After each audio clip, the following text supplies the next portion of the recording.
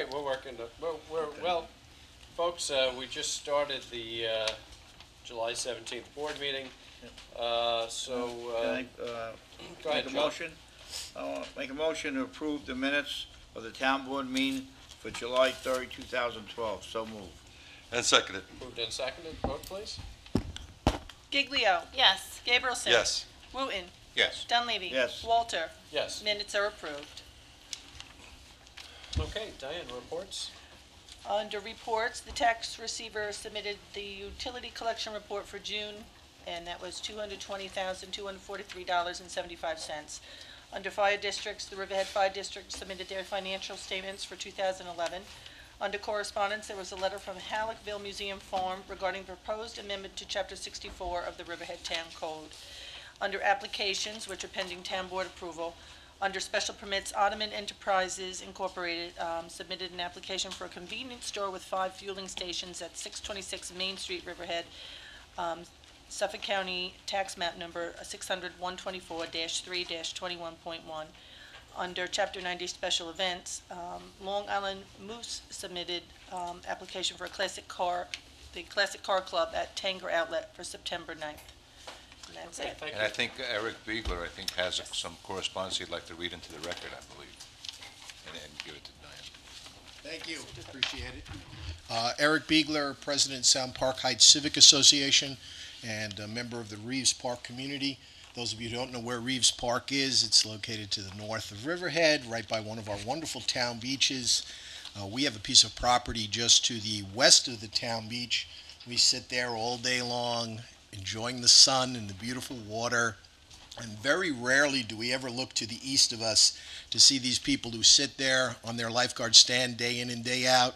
We have very little interaction with them except for maybe to go for a cut heel from a barnacle or that dreaded jellyfish sting. But I'd like to read into the record, if I would, a letter that we are submitting to the Town of Riverhead Recreation Department. It is with our sincere gratitude that we, Sound Park Heights, and the community of Reeves Park wish to recognize and thank several of your young employees for their outstanding community service and heroism.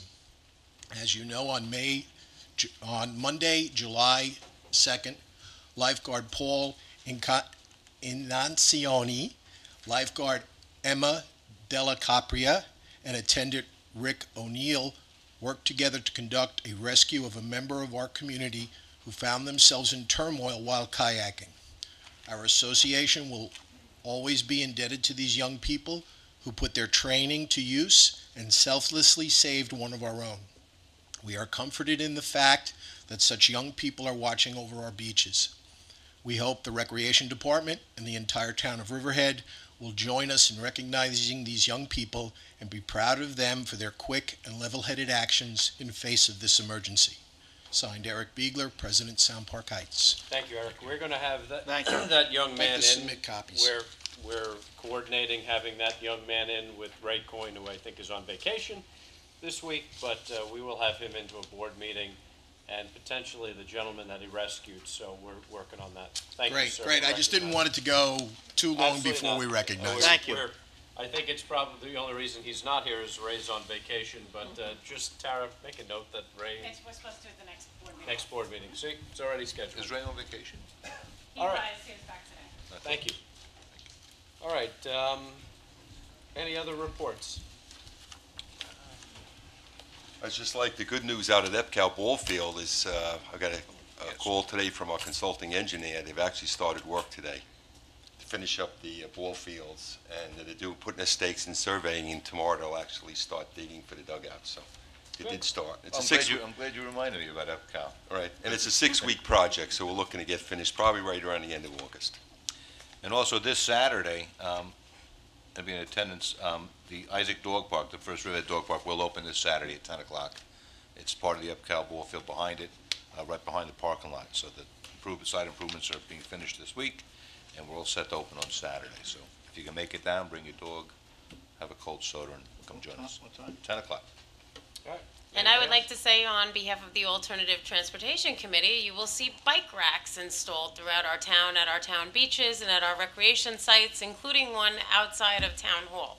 So we want to thank Cornell Cooperative for assisting us in the purchase of these bike racks, which equated to about $20,000.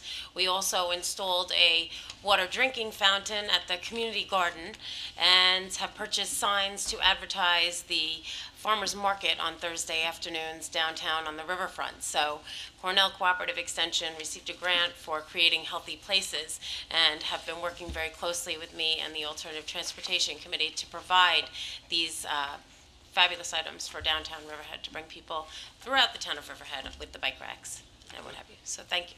All right. Thank you. I still don't know how to hook my bicycle. I was just saying, how do you put your bikes to those? Don't yeah, you that's drive by a it? parallel There's park or bicycles. something? I Yes. tried to stick the bikes. There in are weird- signs. There's some weird looking bike racks. There are signs for both the historic district and for the bicycles to instruct people that they have to parallel park to the bicycle They look racks like that look like bicycles. Pretty weird looking. And hopefully the historic district signs, which have been in for months, hopefully buildings and grounds will be freed up shortly and the supervisor's office will authorize them to hang those signs. So waiting for buildings and grounds to get some free time to do so. Okay, we have 3 public hearings. The first one is a consideration of a local law amending Chapter 52 of the Riverhead Town Code entitled Building Construction. And we're going to open this public hearing up. And this really was to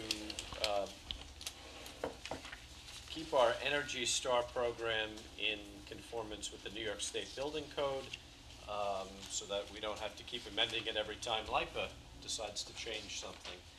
Does anybody wish to be heard on this matter?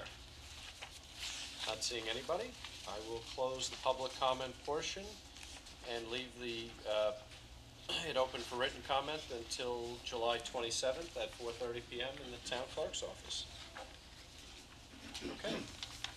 Next public hearing is also scheduled for 7:05, and that's a consideration of local law amending Chapter 58 of the Town Code entitled Dogs Licensing. And Jim, is this one of yours here? It isn't, but it came out of code revision. It's when you have a service dog or a therapy dog, the town is waiving an exception that you don't have to pay a license fee. Okay, sounds good. Is there anything else, Jody, on that? No? Okay, does anybody wish to be heard on this? Not seeing anybody. I will close the public comment portion and leave it open for written comment until July 27th in the town clerk's office. Okay, 7:05 having arrived, we have the last public hearing. And this is a public hearing for the consideration of whether the excuse me, the YMCA should be designated as a qualified and eligible sponsor for the redevelopment of approximately 7.3 acres at EPCAL, and whether said property should be leased to and thereafter transfer of title upon the approval of the EPCAL reuse plan and completion of the subdivision. Frank Eisler is an attorney working for the town of Riverhead. Frank, if you could elaborate on that. Yes, good evening. My name is Frank Eisler. I'm a local attorney here in Riverhead.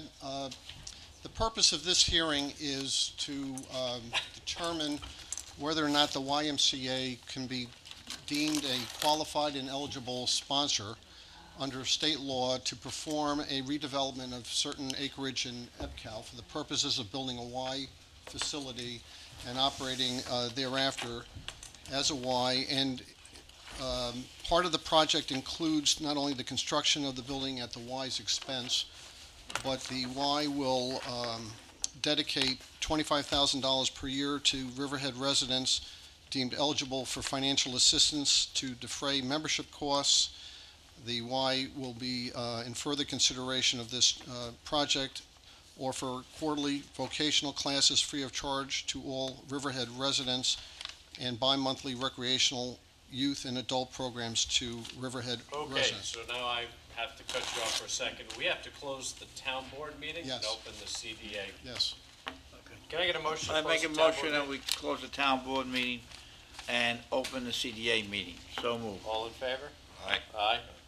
Any Aye. opposed? Nope. Okay, And the reason for that change was the board is now sitting as the governing body of the Community Development Agency, and that's who's holding this hearing. all right, let me open this hearing up again. I apologize, I should have seen that in the beginning. This is 7:05 having arrived. This is a public hearing for the consideration of whether the YMCA should be designated the qualified and eligible sponsor for the development of approximately 7.3 acres of EPCAL, and whether said property should be leased to and thereafter a transfer of title upon approval of the EPCAL reuse plan and completion of the subdivision. Frank Eisler works for the town of Riverhead. If you could, We're going to rewind and Groundhog Day, do it again. Okay. As I said, I'm Frank Eisler. I'm a local attorney handling this matter for the town. The Community Development Agency implements urban renewal plans and projects in the town, and they're considering tonight a project which would provide that the YMCA would construct a YMCA facility on 7.3 acres in EPCAL. The town would provide the land for that construction and use, and in exchange, the Y would, at its own expense, build the facility, take care of all the costs attendant to it, such as sewer and water, and would provide the town and town residents with specified benefits, including a $25,000 per year financial assistance to Riverhead residents to defray membership costs. They would offer quarterly vocational classes free of charge to all Riverhead residents, and bi-monthly recreational programs for youth and young adults free of charge to Riverhead residents. And all of this project would be consistent with the urban renewal plan in place for the Calverton site. The purpose of tonight's hearing is for the YMCA to present to the board its background, experience, financial ability, integrity, and responsibility to show that it would be a qualified entity to construct and operate this facility. One of the requirements of the project would be that they build the project and operate the project. In the event they do not do one or the other, the agreement would provide for a reverter of the title or possession of the property to the town. So one of the concerns the Community Development Agency always considers on a project like this is that the applicant will be a qualified entity, and I believe we have representatives here tonight from the Y to make their presentation to the board. okay, thank you, sir. Mr. Trinkline, who will be presenting for the Y? We're starting with EV. Okay, Diane, are we swearing people into this, Frank? Okay. If our cable vision, I guess we're going to direct our attention to the screen. Y for? The Y is for building people up. The Y is for caring. The Y is for my family. Is that the speaker on? El Y es para la familia. My daughters are just old enough now that they can take care of themselves. They really have learned a lot, and they are a lot more confident. The Y is for being with friends and making new friends. It's almost unreal to be surrounded by people that are constantly motivating you to do better and reaching for goals. The Y is for my community. I think it's very important that we have this connection here at the Y. It's helped me through a lot of things in my life, emotionally and spiritually. The Y is for healthy living. The Y is a place to come and get healthy, yeah. The Y is a good place to walk and stay young. When you give to the Y, you're strengthening the foundation of your community. The Y is looking to meet the needs of any community that it's in, and that's exciting to me. Your donation helps make the Y affordable and accessible for all. It's important to give to your Y because it helps not only children, it helps adults, families that come from all walks of life. Nobody is actually turned away. They will find a way for you to be a member of the Y. Give a little bit. Give what you can. But it's very important to take care of our youth. As a child of the Y, my mom didn't have that. And when people gave, that allowed all 8 of us, of her children, to be able to come to the Y. So I think it's very important because those children don't always have the outlet as someone else. And when you're giving to the Y, that makes it possible for them. The Y is for my kids. The Y is for the kid I was and the man I am today. The Y is for you. The Y is for me, thank goodness. The Y is for everyone.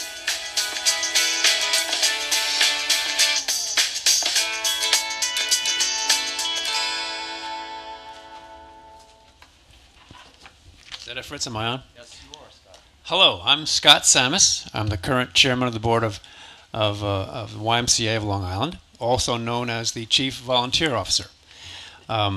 With me tonight are a bunch of wonderful volunteers who will explain to you why and demonstrate that we are not only qualified and eligible, but ready, willing, and able to bring a wonderful YMCA to this deserving community.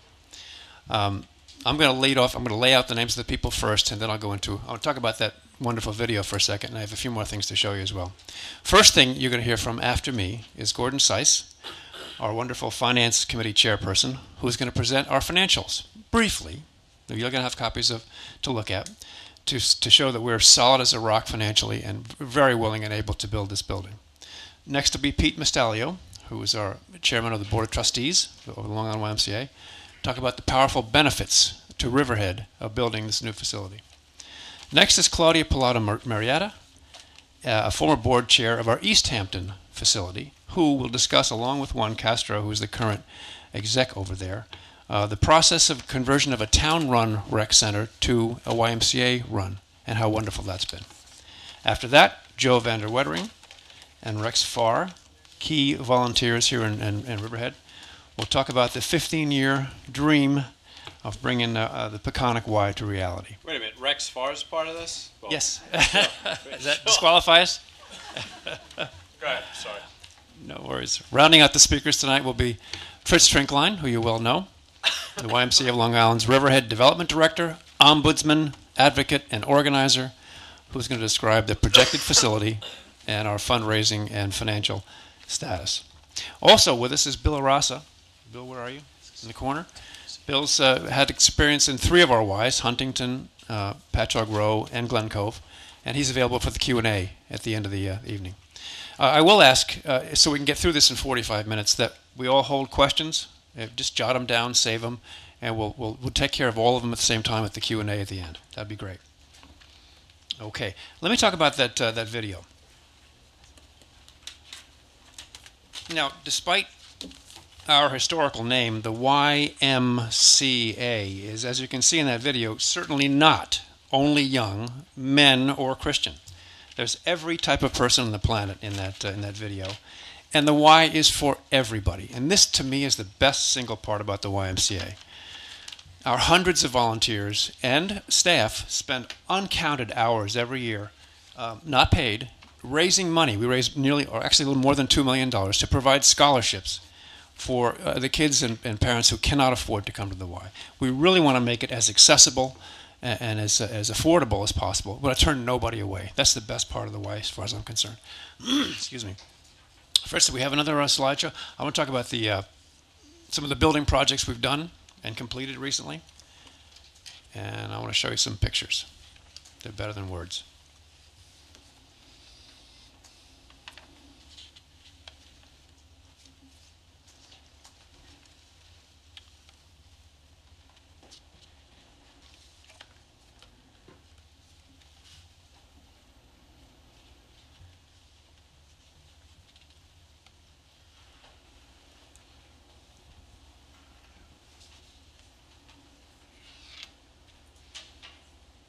While we get these queued up, yeah, this is the Glen Cove Y. Also, you'll see Huntington and Patchogue, all of which we've completed in the last 3 years.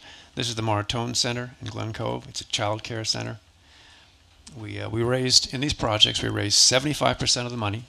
We borrowed 25. We completed the construction on time, all 3, and have paid off about half the debt already in 2 years. We'll have the debt paid off in 2 or 3 years. Here's the Huntington Y, getting ready for a bite from the earth mover. That's our executive director and local chairman of the board. Who is that? Oh, that's a family. That's the Samus family. I think that's me too. This is the girders going up. It's a wintertime project. The amazing thing about the Huntington project was it was completed as the Y was operating. We had classes going throughout the entire event. Didn't miss a beat.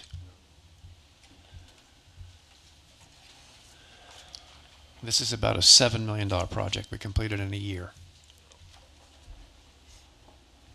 This is the The workout center, the fitness center, 7,000 square feet.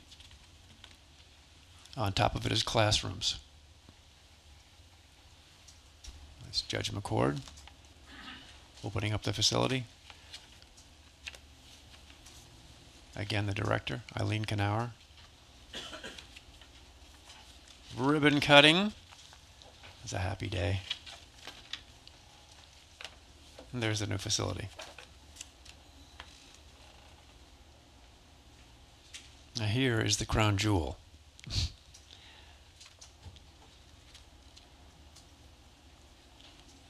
There's our executive director and some of the board members. This is right in downtown Patchogue. I hope some of you folks have had a chance to look at it, but it is an amazing facility. It's about 50,000 square feet.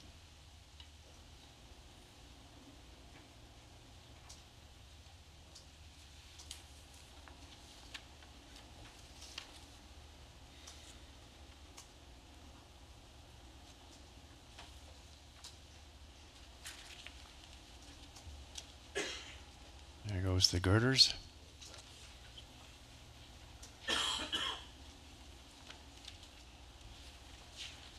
So as you can see, we're well acquainted with raising buildings and completing them on time.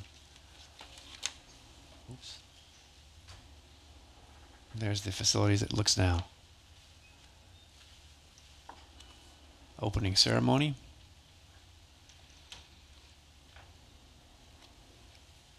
The school is now full after barely a year.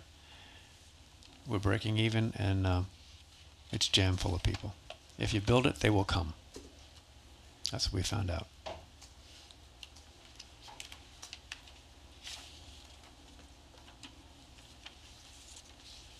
Basketball court with a track around the outside.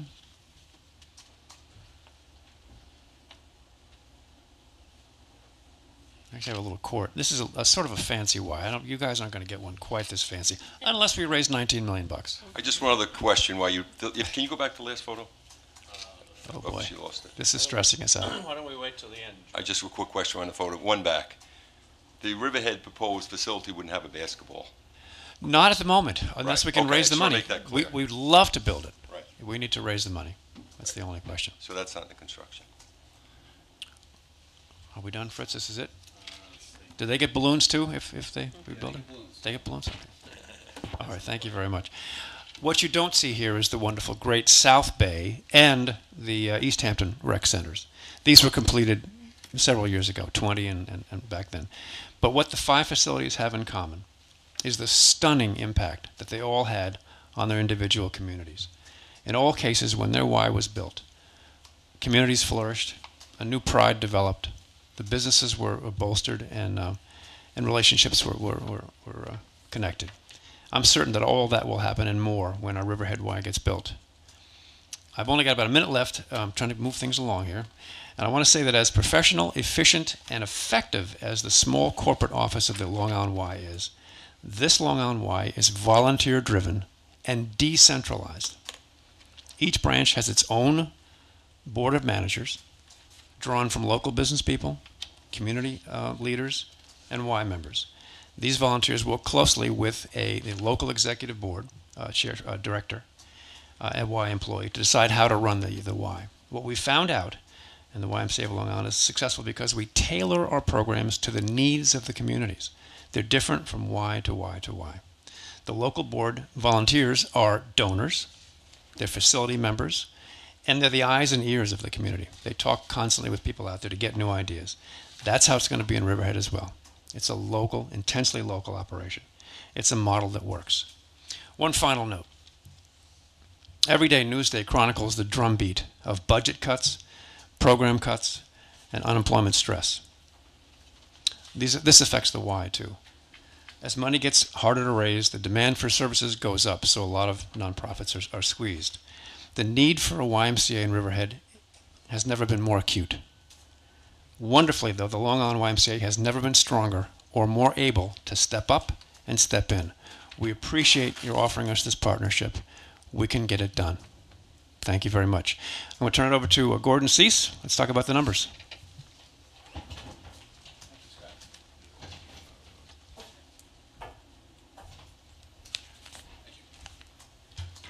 How you doing, Mr. Cease? Could you just spell your last name? Sure, it's S-I-E-S-S.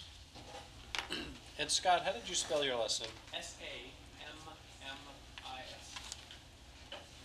Thank you, sir. Good evening. Thank you for having me. Thank you for having us. Thank you for coming. As Scott mentioned, I'm and Fritz introduced earlier, I am the current treasurer of the YMCA of Long Island, chairman of the finance committee. Had that role for about 5 years now. I've been a board member with the Y for the past 10, 11 years. Been involved with the Y for probably the last 15 years. In my non-volunteer capacity, I'm a CPA. I'm a partner in a large firm in Long Island. I head up not-for-profit services for the firm, and very happy to be associated with the YMCA of Long Island. What I'd like to review with you this evening are really the financial statements of the Y, and I think Fritz handed out earlier the annual report, and I think the financial statements really spell out the financial strength of the organization. And in that annual report, there's a page. It's called the Statement of Activities, and it really shows the operating results for a year for the year ended December 31st, 2010, and it also shows the net assets that are available that the organization has accumulated over the years. As you can see, for the year ended December 31st, 2010, and 2011 is very similar to this, was also a year with a surplus. But for 2010, we had an excess of revenues over expenses of $2,355,000. The Y has had surpluses every year that since I've been involved. That's been at least 15 years. And they have a track record, as you've seen these projects that Scott just showed you the video and the slides of reinvesting those monies back into the community, back into really to support our services.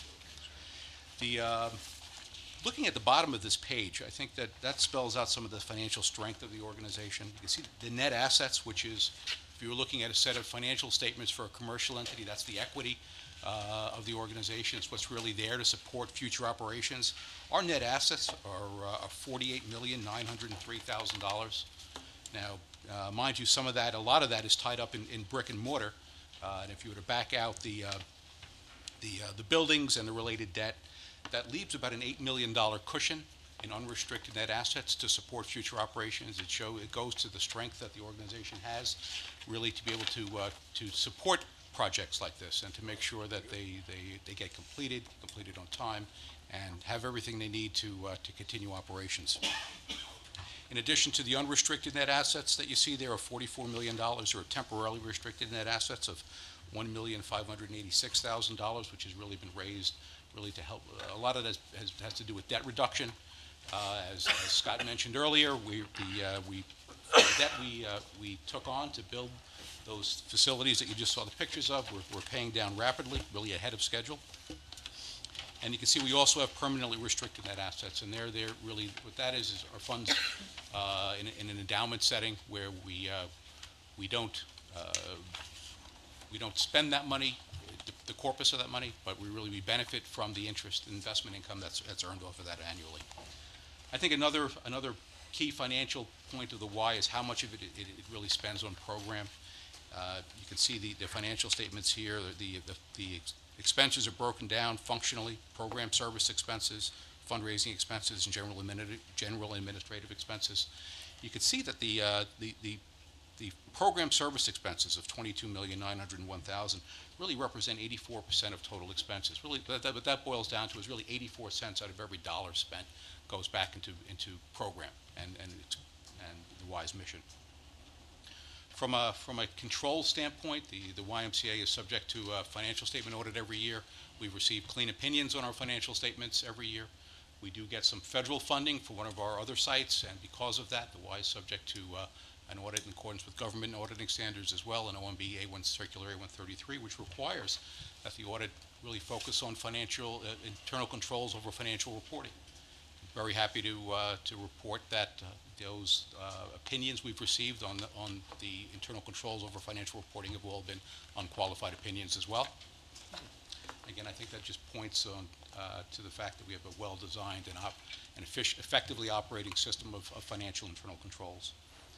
And finally, I really just wanted to point out that we do have a successful record of reinvesting amounts back into the community and constructing new Ys, as Scott, gave us a lot of detail on. So, with that, I think I'm going to turn it over to Peter Mastalio.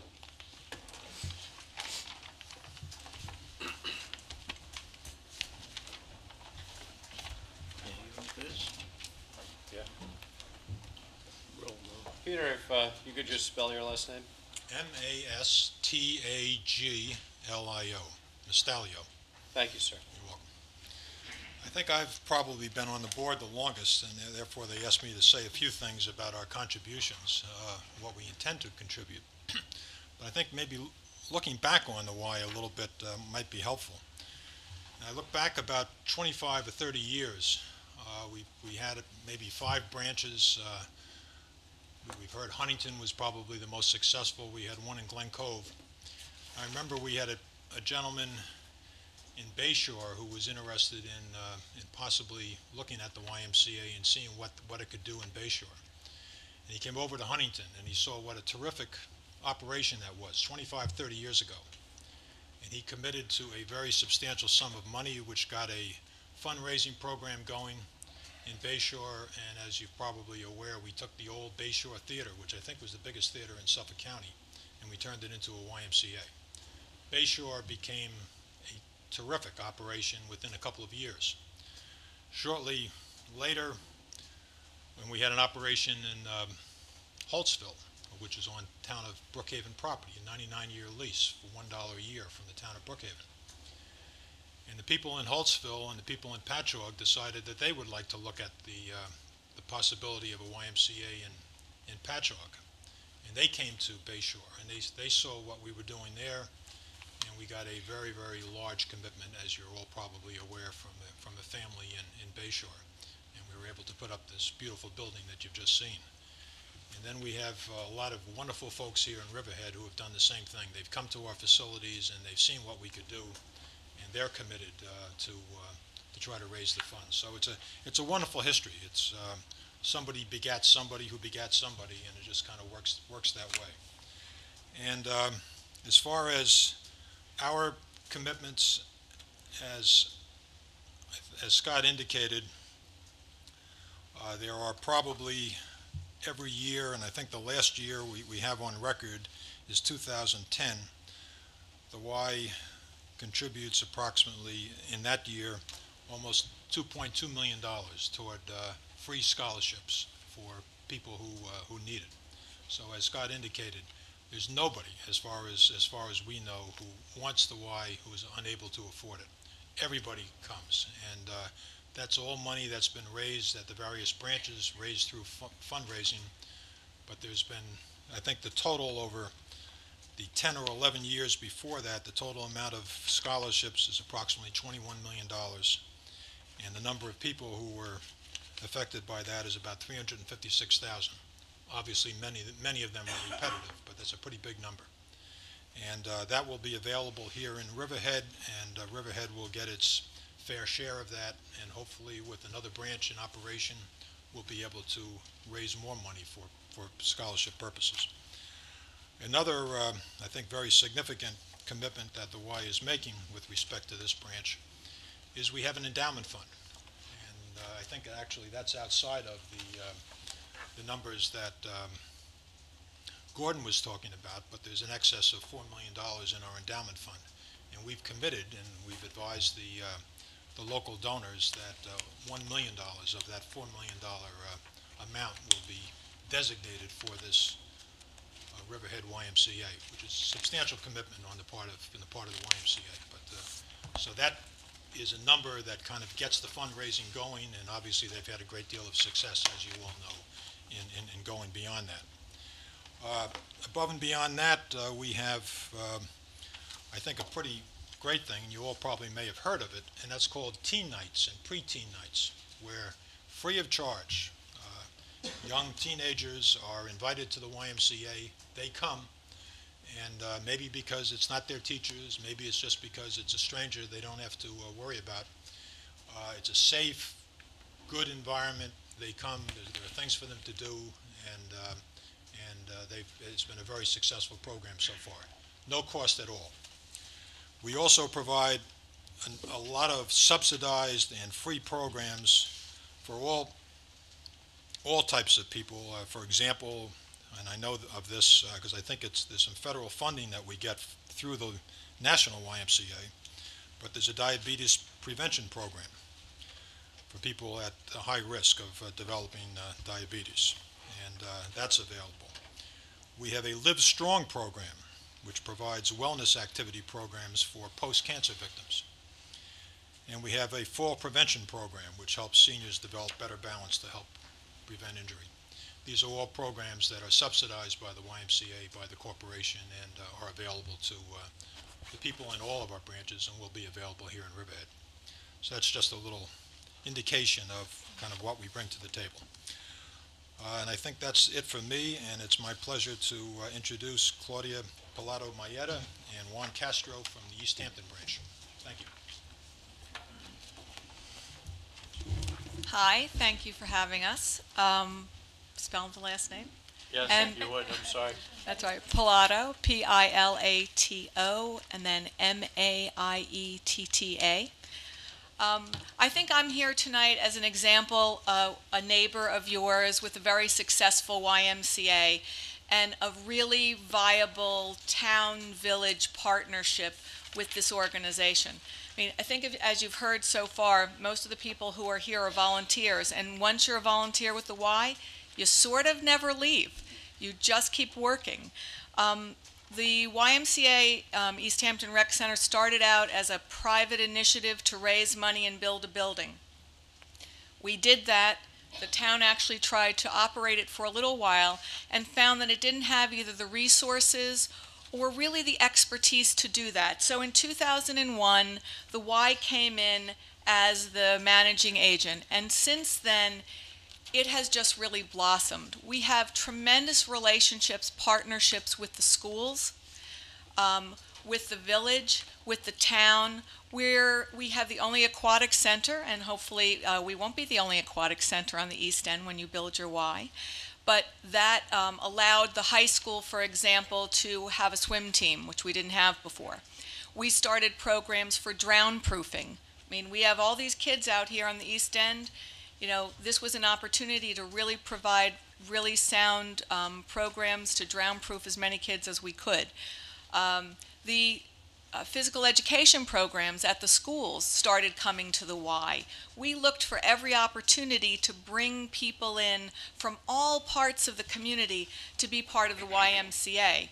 Today we've got 6,000 members, youth members, senior members, all sorts of really important programs that are working really, really well. So I was the board president. I've just recently stepped down. Obviously, I'm still very involved because it's the cornerstone of our community, our YMCA. So I'm going to let Juan take this from here because without him, I mean, the Y staff, I guess I can attest to that, are tremendous. Just one other thing is that when you work with the Y, you're tapping into actually a national group of resources, training for employees, camp programs. I mean, they bring to the table their expertise to all of us. And that's, I think, why the programs and the Ys are so really successful. So this is our very special executive director from East Hampton. In case you're wondering why we're here together, well, we've been together since 2004. All right, that's right. It's the way we do things, Yep. staff and volunteers. My name is Juan Castro, fairly easy to spell, I think. I'm a resident of East Hampton and the executive director of the YMCA East Hampton Rec Center. The land that we're on is owned by the village of East Hampton. The property that we use is owned by the town. This is a town recreation-run facility. It's their facility. They hire us to run all the programs. As many of you know, back in 2001, when we went into this first recession, towns, municipalities across the country are looking for cheaper ways to provide quality services to their residents. And that really is the genesis of how this all came together. We have, as Claudia said, we have about 6,000 members. 35% of them are under the age of 18, 30% of them are between the ages of 19 and 61, and 35% of them are over the age of 62. That senior citizens population seems to be booming and growing. All the years that I've been there, I've seen it grow 5–10% a year. Core programs at the YMCA's Hampton Rec Center: health enhancement, aquatics, and summer camp. We have some 50 different classes and activities during any given session at the Y.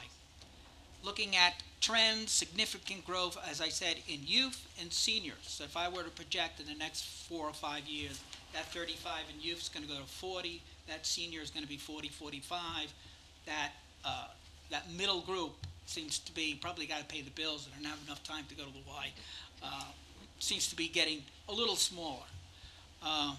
Public and private partnerships, that's what this is. That's what we do in East Hampton. It works because we committed to collaborations, we committed to partnerships. We find ways of making things happen. So we provide the public and private partnership that we have. We provide high-quality programs which meet local community needs in a cost-effective manner. This translates into the YMCA runs a town rec center with financial support from the town. When the town was running the rec center, it used to cost them $1.2 million. Right now, the cost of running the rec center to the town is $590,000 and going down. So significant savings. While at the same time, program services have been going up substantially. YMCA Summer Day Camp utilizes space from the East Hampton School District for our summer camp. The school district gives us 60,000 square feet so that we run our camp. But to give you a little bit of a background, that camp was actually run by the school district. Back in 2001, decided it's too costly for us to run it. We need to collaborate with an outside agency so that we improve on our day camps, not get out of the business, and will provide the space. That relationship has been going on since 2001. Today we have over 400 kids in our summer camp. East Hampton and Sag Harbor school districts have modified their curriculum to include YMCA Learn to Swim and competitive swims. Because we have 2 swimming pools, the school districts have said we're going to take advantage of this. And as Claudia stated before, we are drown-proofing that entire community. You learn how to walk, you learn how to run, and the next thing you should all be doing is learning how to swim. And what better place that learning should happen, just like math, reading, and all the rest, it should be coming through the public schools. The schools need additional resources. Our swimming pool provides that for them. Other community groups use the YMCA Rec Center. Boy Scouts, Girl Scouts, local civic associations. All they got to do is ask, and provided that we can schedule them in, it's part of the community. They all participate and take advantage. All youth under the age of 19 are automatically members of the Y. Every youth that lives in the town of East Hampton is a member of the Y, free of charge. Financially, town costs in the operation of the East Hampton Rec Center have continually gone down. I stated that before. Since 2001. Right today, it's $590. They basically have cut their costs in half, but that's not telling the whole story. The Y since 2001 has picked up most of the capital. That when I say $590,000, that's operating money. There's also capital expenses. The Y has also picked up capital expenditures for a facility that belongs to the town. We employ about 100 individuals annually. 40% of them are under the age of 21. We employ youth. We train youth. Summer jobs are important to these kids. The Y is a venue for these summer jobs. Out of the 100 that we employ, 2 live out of the township. One lives in Sag Harbor, the other one lives in Patchogue. We're a local community-based agency supporting governmental efforts supporting school efforts, and it's a collaboration that has worked tremendously since we've been there. Thank you. I just have one question on that facility out in East Hampton. I haven't been out there. Excuse me? On your facility out in East Hampton? Yes. Do you have an indoor basketball, volleyball, rec center? No. You don't? No, we have fitness facilities, we have a multi-purpose room, we have two So it would be swimming similar pools. to this, what we're doing here in Riverhead? Probably very similar to Right, that. okay. To that, again, in terms of the fundraising, didn't have enough money to complete the gymnasium, but we're still raising money, and that's Right, just part want to of know the how future big the plan. facility. Yeah, I just want to make a statement. I just want to know who negotiated your contract with the YMCA with the town. It sounds like it's a pretty good contract in contrast to what we have. Well, I don't know what you have. I can tell you that. All right, let's hold questions. That contract was negotiated back in 2001, before I was there. I started in 2004. But I think it was well thought out. I think it's a stretch for the town. It's a stretch for the Y. And we make it work. And it's been working very well. As a matter of fact, we balanced our budget since 2001 every single year. And some years, we return money back to the town. All right, I have to call you. Right. Joe Van der Wettering. Thank you.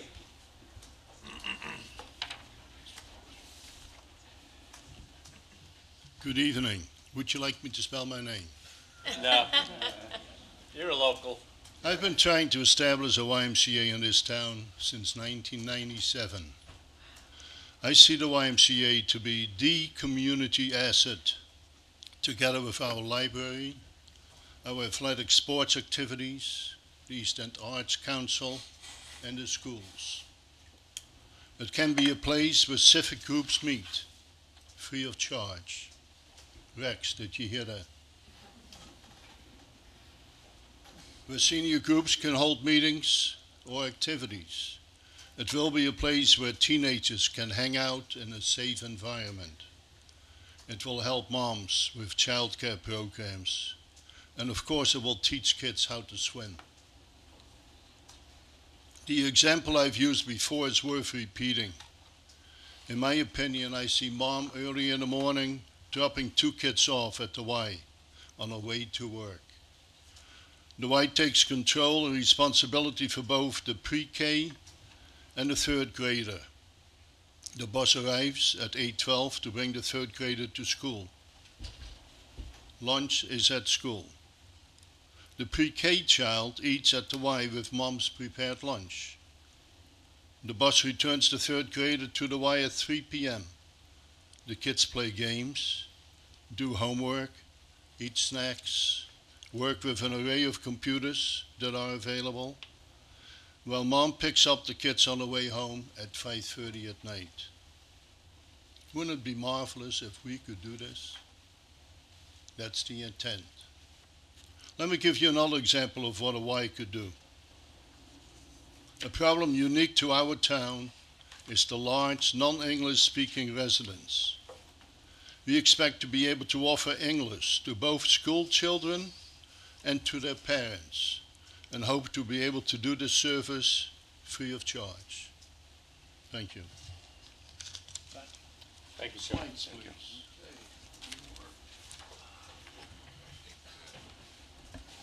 Is that Rex next? Your dad picking up my daughter.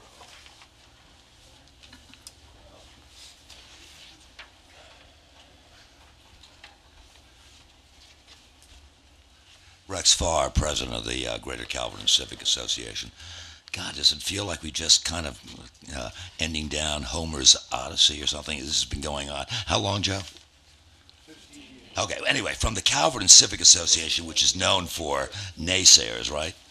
I don't understand why, with smokestacks that we want to burn garbage. In the meantime, on this particular project, it's nice to see your smiling faces, ladies and gentlemen. The Calvert Civic, 2 thumbs up, kids. There's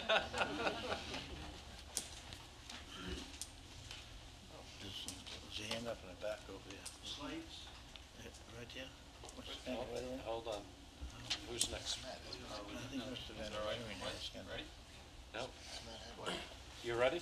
Yeah, well, plan is Mr. Van der Reverend back here. 1995. We said, this is a beautiful spot, not only for the United States, but for the whole world. It's a wonderful town to live in, but it's missing a few things. Here we are surrounded by water, and there's no place for anybody to go and swim or learn to swim. So we talked about maybe this is something that was missing here and that we should address. And that's kind of where it started.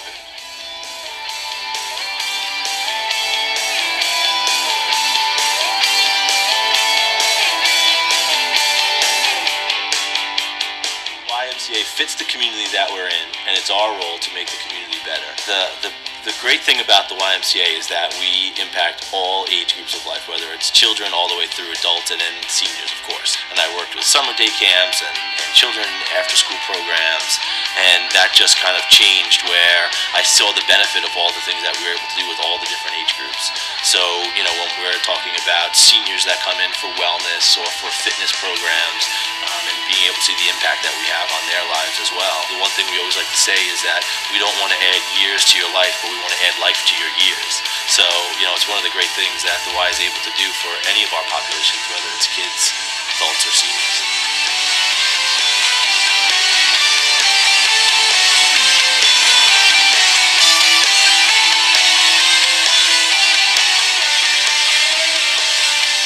The YMCA is a community. When you come here, you feel like you're part of the family.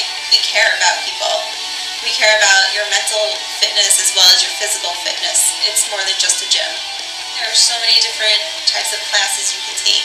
There's yoga, Zumba, you can go swim in the pool, and outside in the summertime there's many activities to do. So it's just a fun place to work out. But it's more than just fitness classes too. There's birthday parties, mommy and me classes, and dance classes. So everyone from the community can benefit. The YMCA, I think, builds a total person. I mean, belonging to the YMCA and being part of some of the things that the YMCA does. It's not just about the swimming. It's not just about water safety. It's not just about, playing sports, but there are other programs within the YMCA that help you grow as a person, and it's all about the people at the YMCA, and this facility is all about the people. And what I love about this is it is grassroots. It's the residents of the town. It's others that have come to me and said, listen, we want to build a YMCA. It was not a corporate entity saying that's where it's going to be.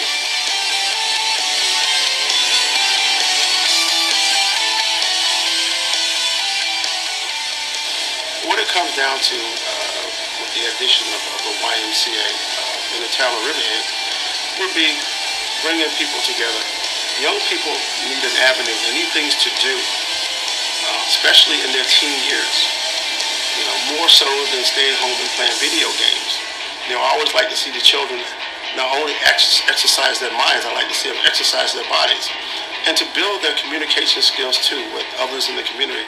The connotation I have of the YMCA is not necessarily in the four walls, but being a partner in the community like a library or a school district that's going to offer services not only in the building but outside the building.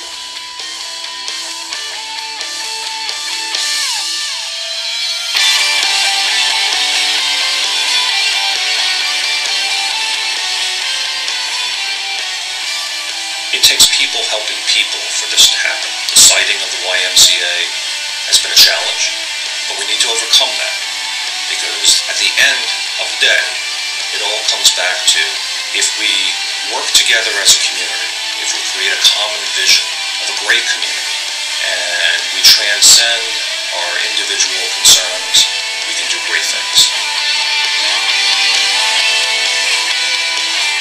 In order to get this YMCA built, we need everybody's support. We need the big donors who have the significant means to help us, but we also need you. We need anybody that can help. We need your support from a $10 donation online all the way up to volunteering to help us get this project completed.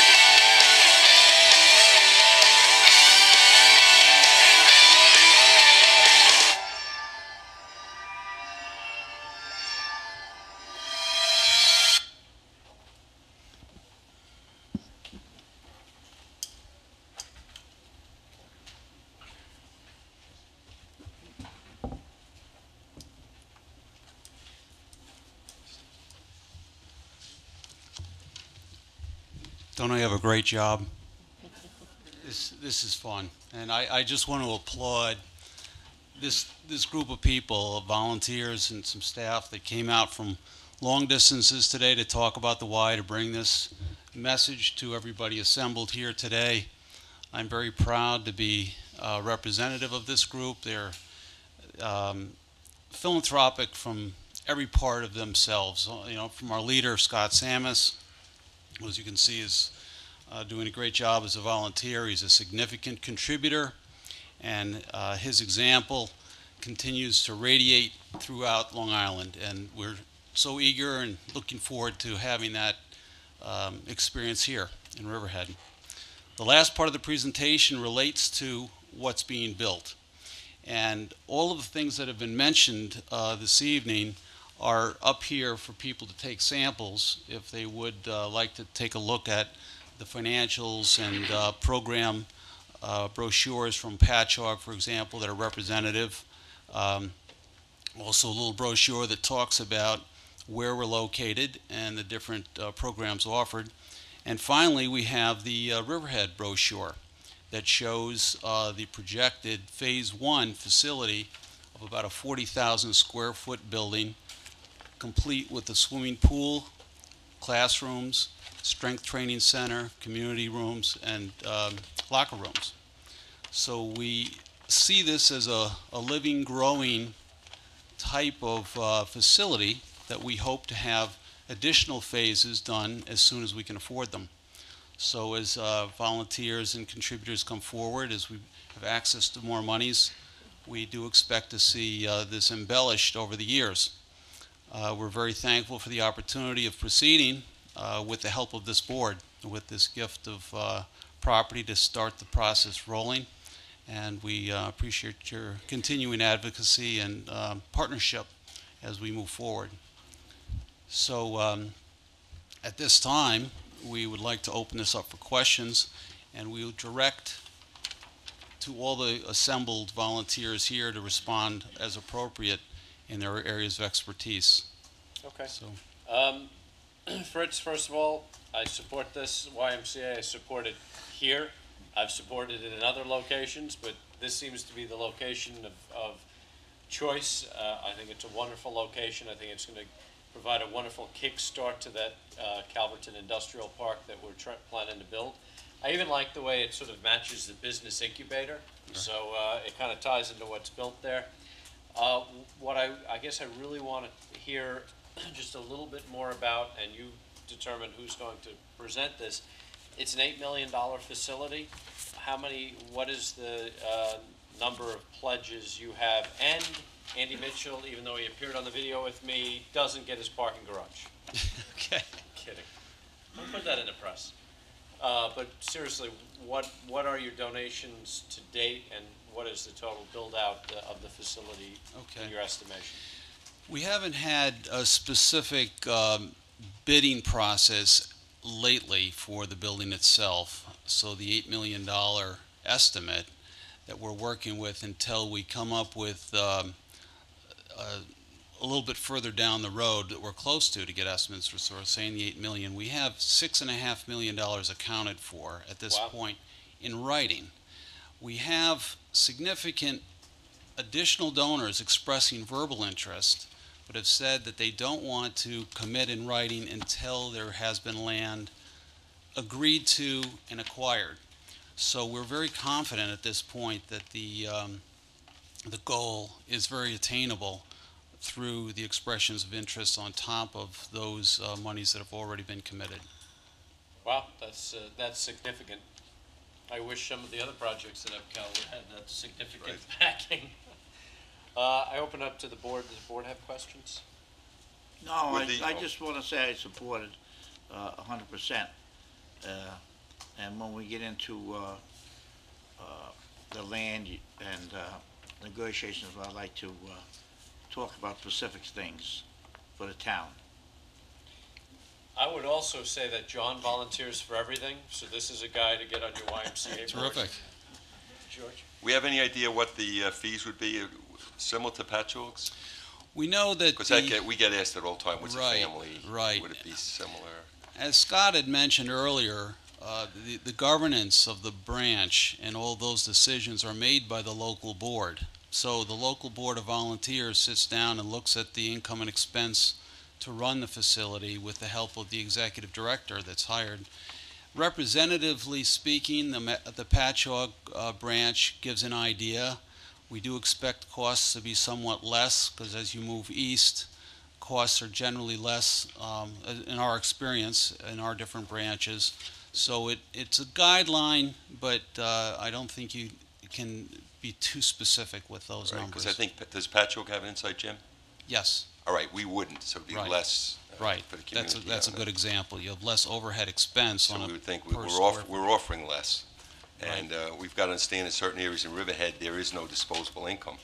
Right. So it's very important. I like the fellow from East Hampton who I think said anyone under 18 or under goes free?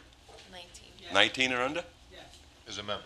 As a member. Yes. Then they pay. There's extra programming fee for specific programs. So you can be a member, but yet, for example, if you want Certain to go to summer programs we camp, pay for, right? Exactly. Right. Yes. Okay. Okay. Not unlike our. Anybody else from the board?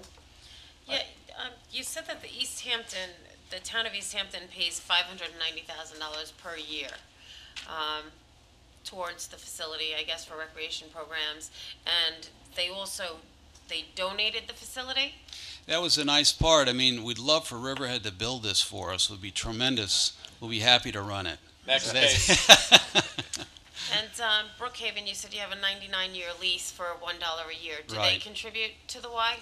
I don't believe so. They do not. No. They do not. And how many classrooms are you proposing? In this design, we have 8. 8, and how And many they're children multi-purpose or- rooms, actually. So it's not classrooms per se. It can be babysitting, childcare, multi-purpose rooms, but they'll be set up to be able to handle children in a classroom type setting.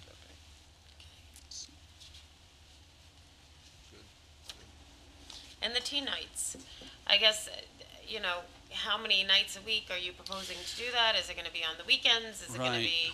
be, from 8 o'clock until midnight? I'm trying to establish Okay. the public benefit for the town donating the property to the YMCA Okay. where it hasn't. The town has actually retained ownership in East Hampton and Brookhaven, and the Y has built the facility on the town property, and you're asking for something different from us. So I'm just curious as to what the public benefit would be, Okay. other than having a Y, which is a great thing I think we all agree upon. Right, okay. As a matter of fact, I might take this opportunity to introduce one of the famous characters on the screen, Billy Arasa, to come up and talk about teen centers. He is the associate director of the Huntington Y, one of our big bustling branches, very familiar with the teen nights and can describe what those programs are all about and the people that attend. By the way, this in a fully, the ultimate plan will incorporate more teen nights than what we initially expect to have at this facility. I believe we've guaranteed at least 8. It's either 8 or 9 per year to start, but it grows again. So we're at a starting point. We expect to run a deficit operationally to begin with, and this is subsidized by the Long Island Y as this gets off the ground over a 3 to 5 year period. But ultimately, we do expect it not only to be self-sustaining, but with the help of the community to be able to surplus, to be able to grow and enhance. But Bill Arasa. Hello, and thank you for having us. Bill Arasa, A-R-A-S-A. I'm currently working at the Huntington YMCA, and all of our branches, I've worked at 4 of them so far, and all of our branches run similar programs, but again, you've heard we cater them to the community. So a typical teen night at all of our branches, we run on Saturday evenings. All of our branches usually close our building down to our members at that point, so it's just open to our teens. And at that point, it is where the teen nights change a little from branch to branch. Most branches are for 8th graders through 12th graders. We, provide programming with, in our fitness center, so we, teach children and that age group how to use fitness center correctly. We have swimming, we do games in the pool. We'll offer all sorts of, dance classes in some of our program areas, depending, of course, on the facility as well. And the other neat thing that all of our branches do is we do a preteen center. So the preteen center might be for a typical branch might do it for fourth grade through seventh grade, fifth grade through eighth grade, trying to incorporate some of the younger kids. And similar to our teen center, where we do all different types of programming depending on the facility. And the nice thing that I always like to tell everybody is both of those programs are at all of our branches are free to the members or non-members. Anyone in the community can come on down to those two programs at any of our facilities that are running them. That's wonderful. Thank you. Anybody else? No. All right. One more question. Do you have a schedule as to what your priorities are when you do start running in the black, and what you would be building first? Would you be building a recreation center first? Would you strive towards these free teen nights? Would you, do you have a list of priorities as to when you do get out of Talk about the business model. the red, the deficit? So what the prioritizing and next stage would be, what would be Yes. included in the next stage? Again, the local board of managers would be very key and instrumental in determining that next phase. So they always are in touch with the needs expressed by the residents to say, this is what we'd like to do. Then you look at the finances of what it costs to build, what it costs to maintain, what kind of revenue might be generated through that activity, and then a decision is made to proceed. So there's not a given set of next steps. Gymnasium, I know, is an issue that comes up. Certainly, that is a high priority. We'd love to have a gym, no question about it. So as far as expanding the classroom or the multipurpose room space, I mean, you're starting out with 8 classrooms / multipurpose rooms, so I guess the next phase would be either a new building mixed in with some of these free programs to provide the public benefit in exchange for the donation of land? Oh, you mean, well, the public benefit comes right from this first construction. So right out of the gate, what we've come up with this arrangement with the town of the $25,000 a year minimum of financial aid to Riverhead residents who are in need of financial support, and the free pre-teen and teen nights, and vocational programming offered free of charge to the entire population of Riverhead throughout the year, is the combination of services that will be available on right after construction. Okay, So, great. besides that, just a side note, that I understand that the town of Riverhead may have some property for sale nearby this facility, and certainly local realtors have told me that, our experience has been that a YMCA establishment certainly improves property values in the surrounding area in a very significant way because of the coming and going of the retail trade. Thank you. And I'd just like to follow up on what Councilwoman Giglio said. I can't stress enough that the town of Riverhead, we have a Recreation Advisory Committee. We really need indoor basketball, volleyball, tennis. That's very important to our township. So that's something we really were looking for in Phase 2. Thank you, As a Councilman. priority. As a matter of fact, I would like to, in the YMCA administration, has authorized me to continue to pursue that goal throughout this process. It doesn't have to wait until construction's complete before you move to that goal. So we hope that that's interactive, and we're very eager to meet some additional funding sources that might be able to offer that opportunity. Excellent. Thank you.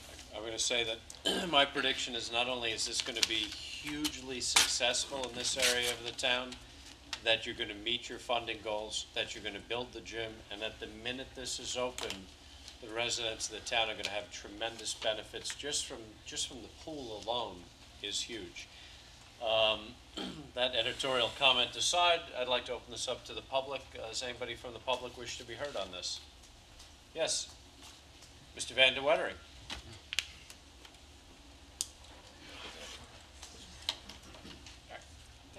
Jack, I'm sorry, Jack Van de Wettering.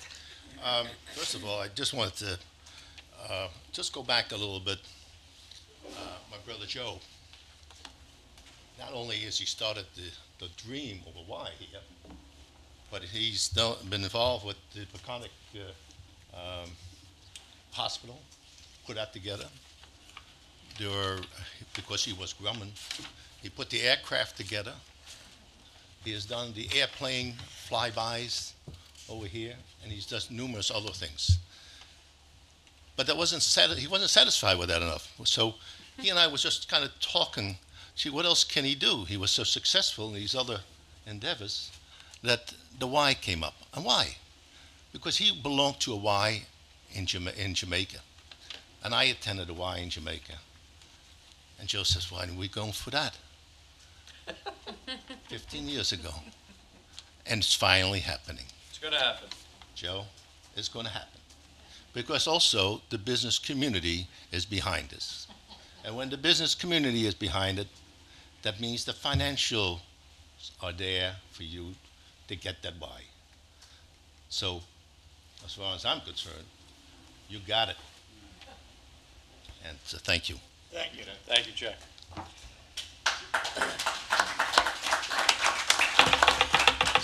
Anybody else wish to be heard? All right, not seeing anybody. What I'm going to do is close the public comment portion of the meeting. Frank, I'll leave it open for written comments until the 27th of July at 4:30 in the town clerk's office. Frank, what's our time frame for decisions on this? Do we have are we under any time frame? I'd like to move if the board's, if it's good. It's really at the board's discretion how quickly you move, and we have to finalize in terms of the agreements. It probably should be done concurrently given the findings on this hearing. Okay, if the board so chooses and we don't have any adverse comments between now and the 27th, I would like to, for the first meeting in August. 27th, first meeting in August, I mean, if we can move that quickly, that would be, my goal is to try to get a resolution up for the first meeting in August. You'll be back for that?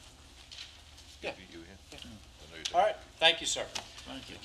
Okay, YMCA, you're on your way.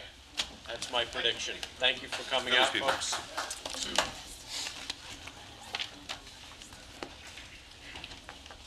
Okay, oh, Fritz, you gotta take your computer here. You don't wanna make that as a gift to the town, do you? We could use it. Oh, trunk line. Yeah, Fritz. TRINKLEIN.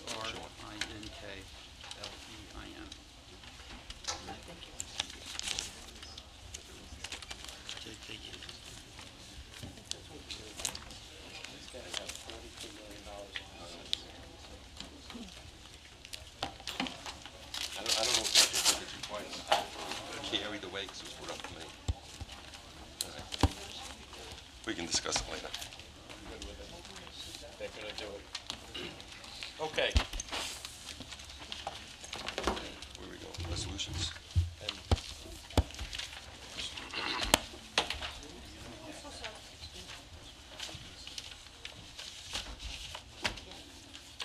Wonder if we can break into there. Right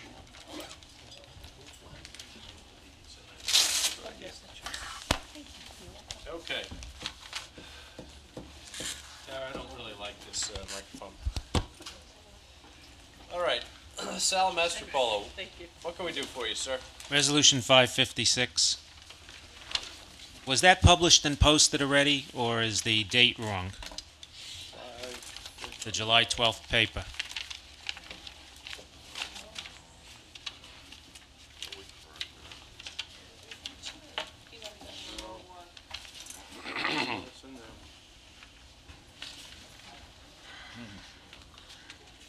What date are you looking at?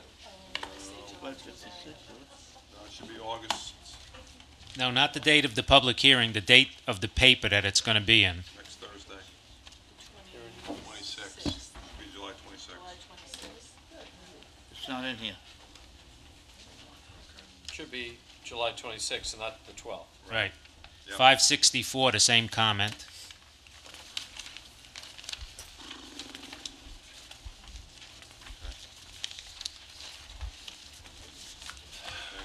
And 578. Oh, hold on, 564. Where is that? Oh, I see.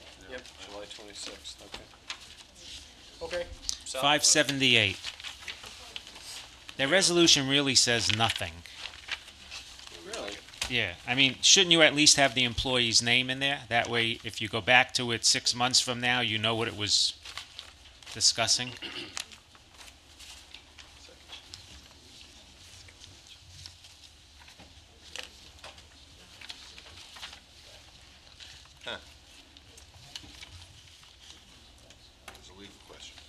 Tara, did, The town clerk will get a copy of it for her confidential file, but it's personnel issue, we don't do that. okay, did Zuckerman approve this?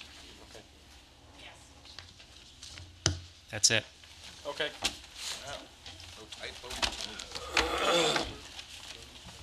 Dominique Mendez, what can we do for you? Yes, I just wanted to make just a brief statement on resolutions 556, 575, 576, and 577. And actually, mostly it's not really a statement for me, although the RMPC agrees with these sentiments. Sid couldn't be here, so what I'm going numbers to... again? I'm sorry. What? 550, these are all about the Wading River Corridor Study, 556, 50, 75, 76, and 77. Thank you. And Sid couldn't be here, so I'm just going to read his statement for him. And he wanted to say that the Wading River Civic Association supports the resolutions on today's agenda that will enable the process of completing the Route 25A plan to move forward. It is our belief that there are certain aspects of the proposed plan that can and should be improved on. A public hearing on the plan will hopefully produce zoning text that is in the best interests of all stakeholders. We look forward to working with you on this important task. Very truly yours, Sid Bale. And as I said, the RNPC echoes those sentiments. He's an eloquent man, so I don't need to say more than that. Except that there's one thing I noticed on the map one, and it is 577. And I looked at the map outside on the proposed change to the map, and all I saw was the area that's like across McKinkle and CVS, and it shows three parcels possibly being rezoned to MRP, but it doesn't show the parcel next to the Valero unless I'm missing something. So I just wanted to make that note, that unless I'm missing something, I think you should be a second map, or it should be smaller, right? Because it doesn't show that parcel. Doesn't show that, you're right, absolutely. All right, well, I think that's true, and we'll amend the resolution to include a map that shows that triangle parcel. Okay. So I think that was our intention. Isn't that our intent? Wasn't the intention? You off Debbie Lane there? Yeah, behind the gas station. I think, and I saw a little, I tried to cross-check it with the documents, these documents, it was just too quick. Yes. And there's a little conflict there on one thing I didn't see it noting for rezoning, but yeah, that's always been what you've talked about, and that makes the property have some value. The way it's zoned now, it has no right. value. Right, so so there might be something that we'll make note of in the public hearing that might be a mistake also in the comp plan on that parcel too. I don't know if I want to amend this at this point, or... I don't know if this is the actual map that's on the paper, Sean. That's not here. Yeah, it's the map that's outside in the book. It just doesn't include that parcel. Well, I'm not going to hold it up for that triangle parcel. We want to move this. Yeah, you just need to somehow. Well, we may have to correct the map at the hearing. Mm-hmm. Rick, I believe. Maybe we can just get the tax map number and include that in the resolution, Jill. amend the resolution to include that tax map number. Mm-hmm. Yeah, something to reflect it and add to it. Okay. Okay, thank you. All right, does anybody else wish to be heard on the resolutions? News review, you get none? No. Matt. Matt? I was outside. Are you pulling any resolutions off the floor? I think we are. And will we have time to comment on those when they're pulled and what they're referenced to? It's a personnel matter, so you might as well comment on it now.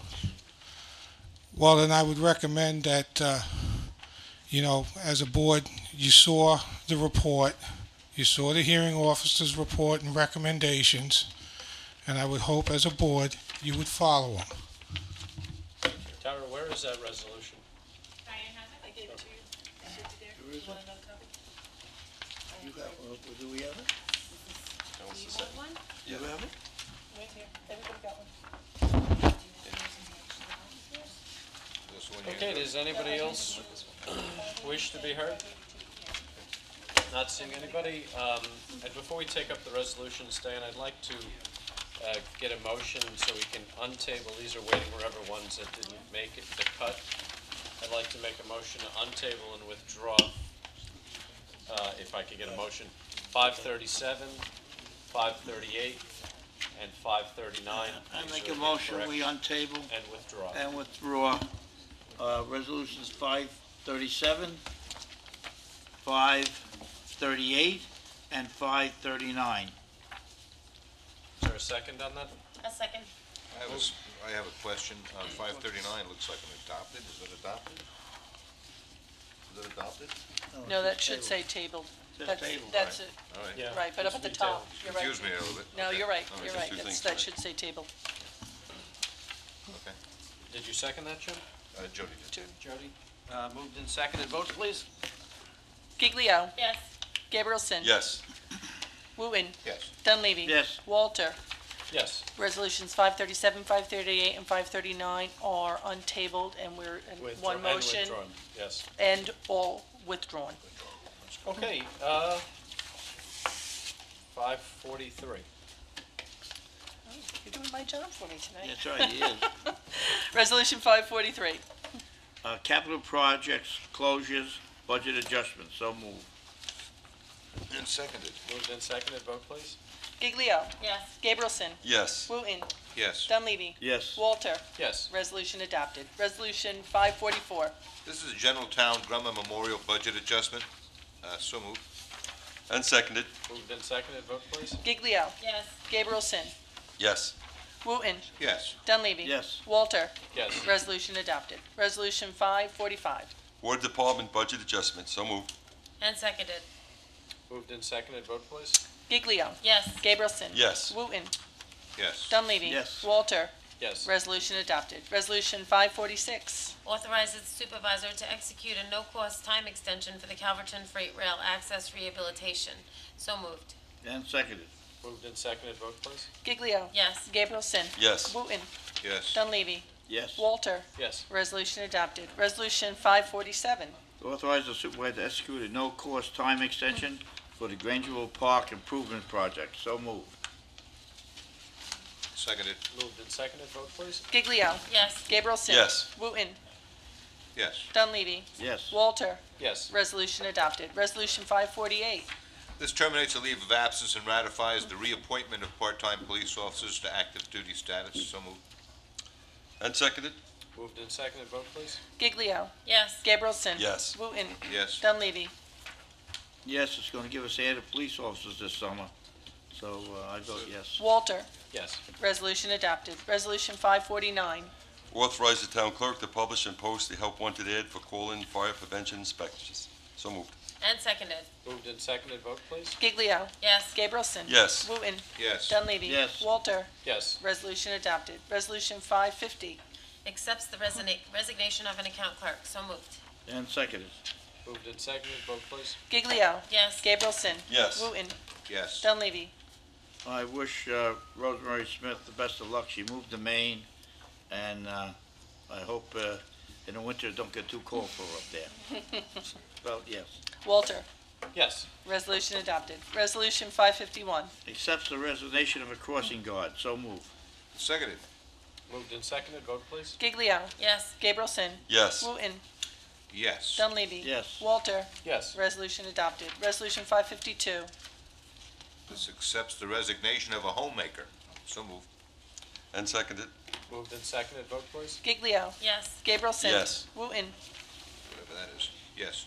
Dunleavy. Yes. Walter. Yes. Resolution adopted. Resolution 553. Accepts the retirement of a heavy equipment operator, so moved. And seconded.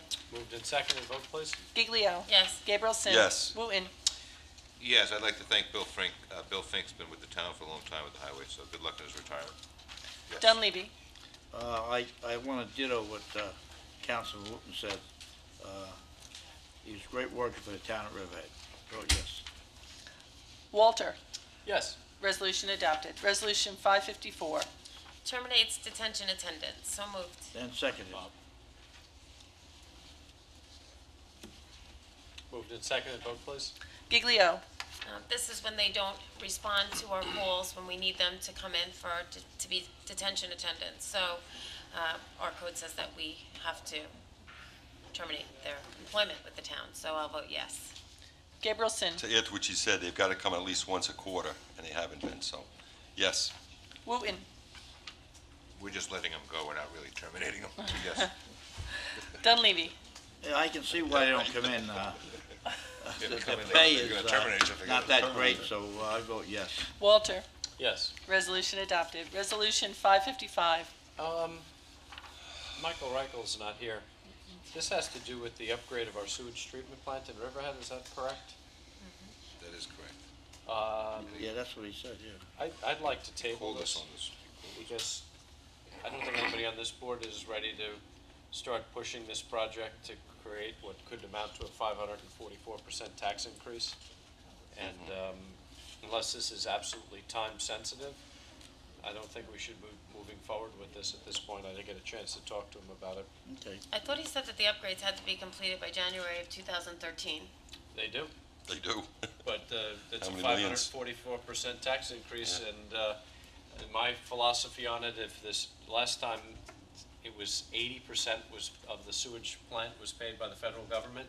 If the federal government doesn't have the money, and the state government doesn't have the money, and the town of Riverhead doesn't have the money, I don't know why the DEC suddenly thinks that the local business people are going to have the money in this economy. We can never carry that And burden. I think that we need to continue conversations with the DEC to move this project completion date back until the state can help fund it and the federal government can help fund it, because this is a plant that is not just for the town of Riverhead, this is for the entire East End, and a 544% tax increase.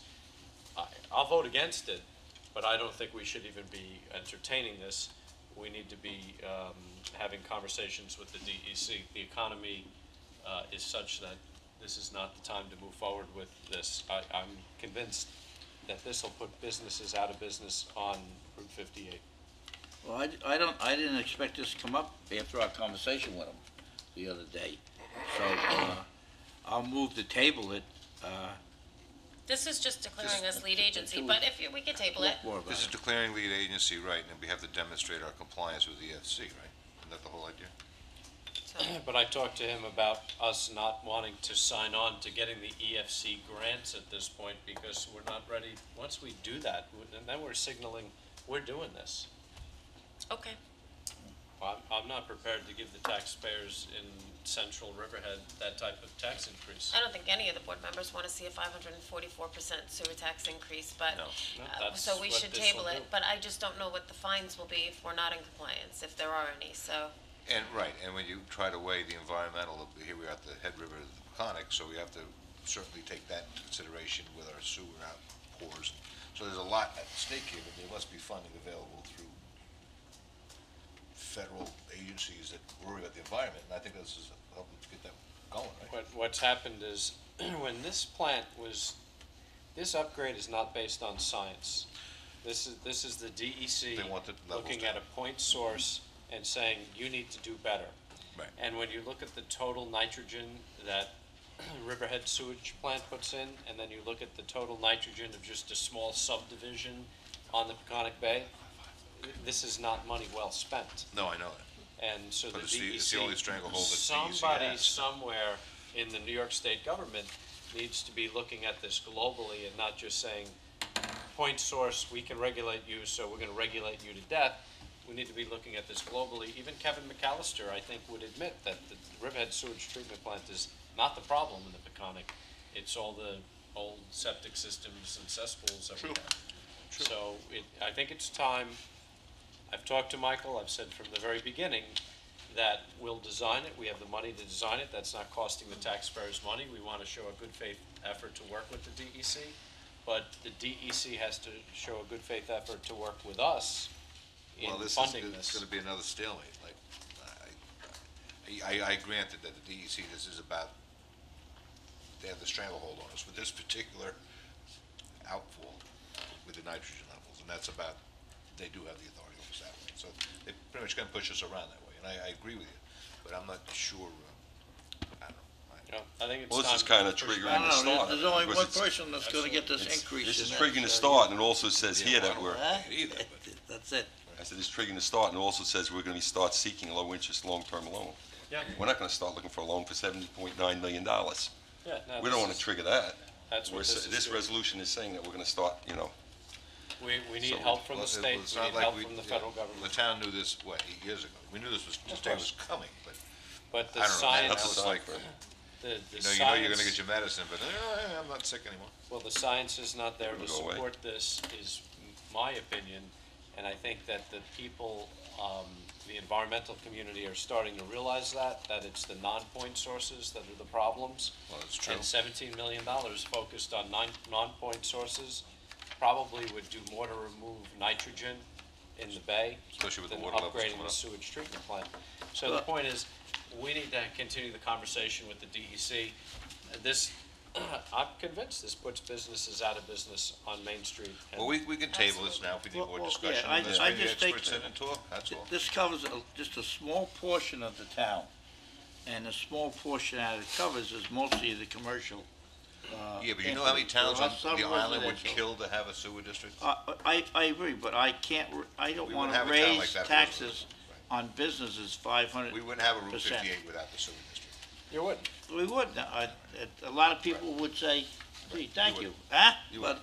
that's would. beside the point. The sewer district's a good We thing. have a sewer district, and I just think that, I've spoken to the sewer district supervisor, and I thought that, we came to agreement. So, I'll make a motion to table this resolution 555. All right, can I get a second? I'll second the table. Moved and seconded as the table? Giglio. Yes. Gabrielson. Yes. Wooten. Yes. Dunleavy. Yes. Walter. Yes. Resolution 555 is tabled. There is another thing, the county is looking to provide sewer services to, what I would call the Flanders Commercial District along Flanders Road, or 24.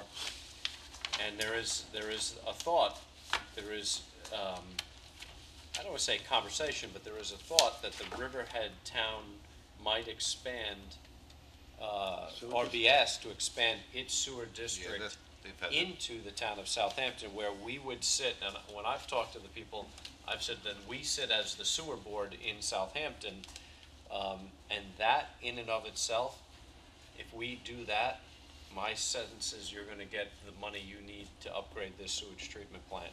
We'd have to design it, change the design, because you'd have to increase the size of the facility. But Yeah.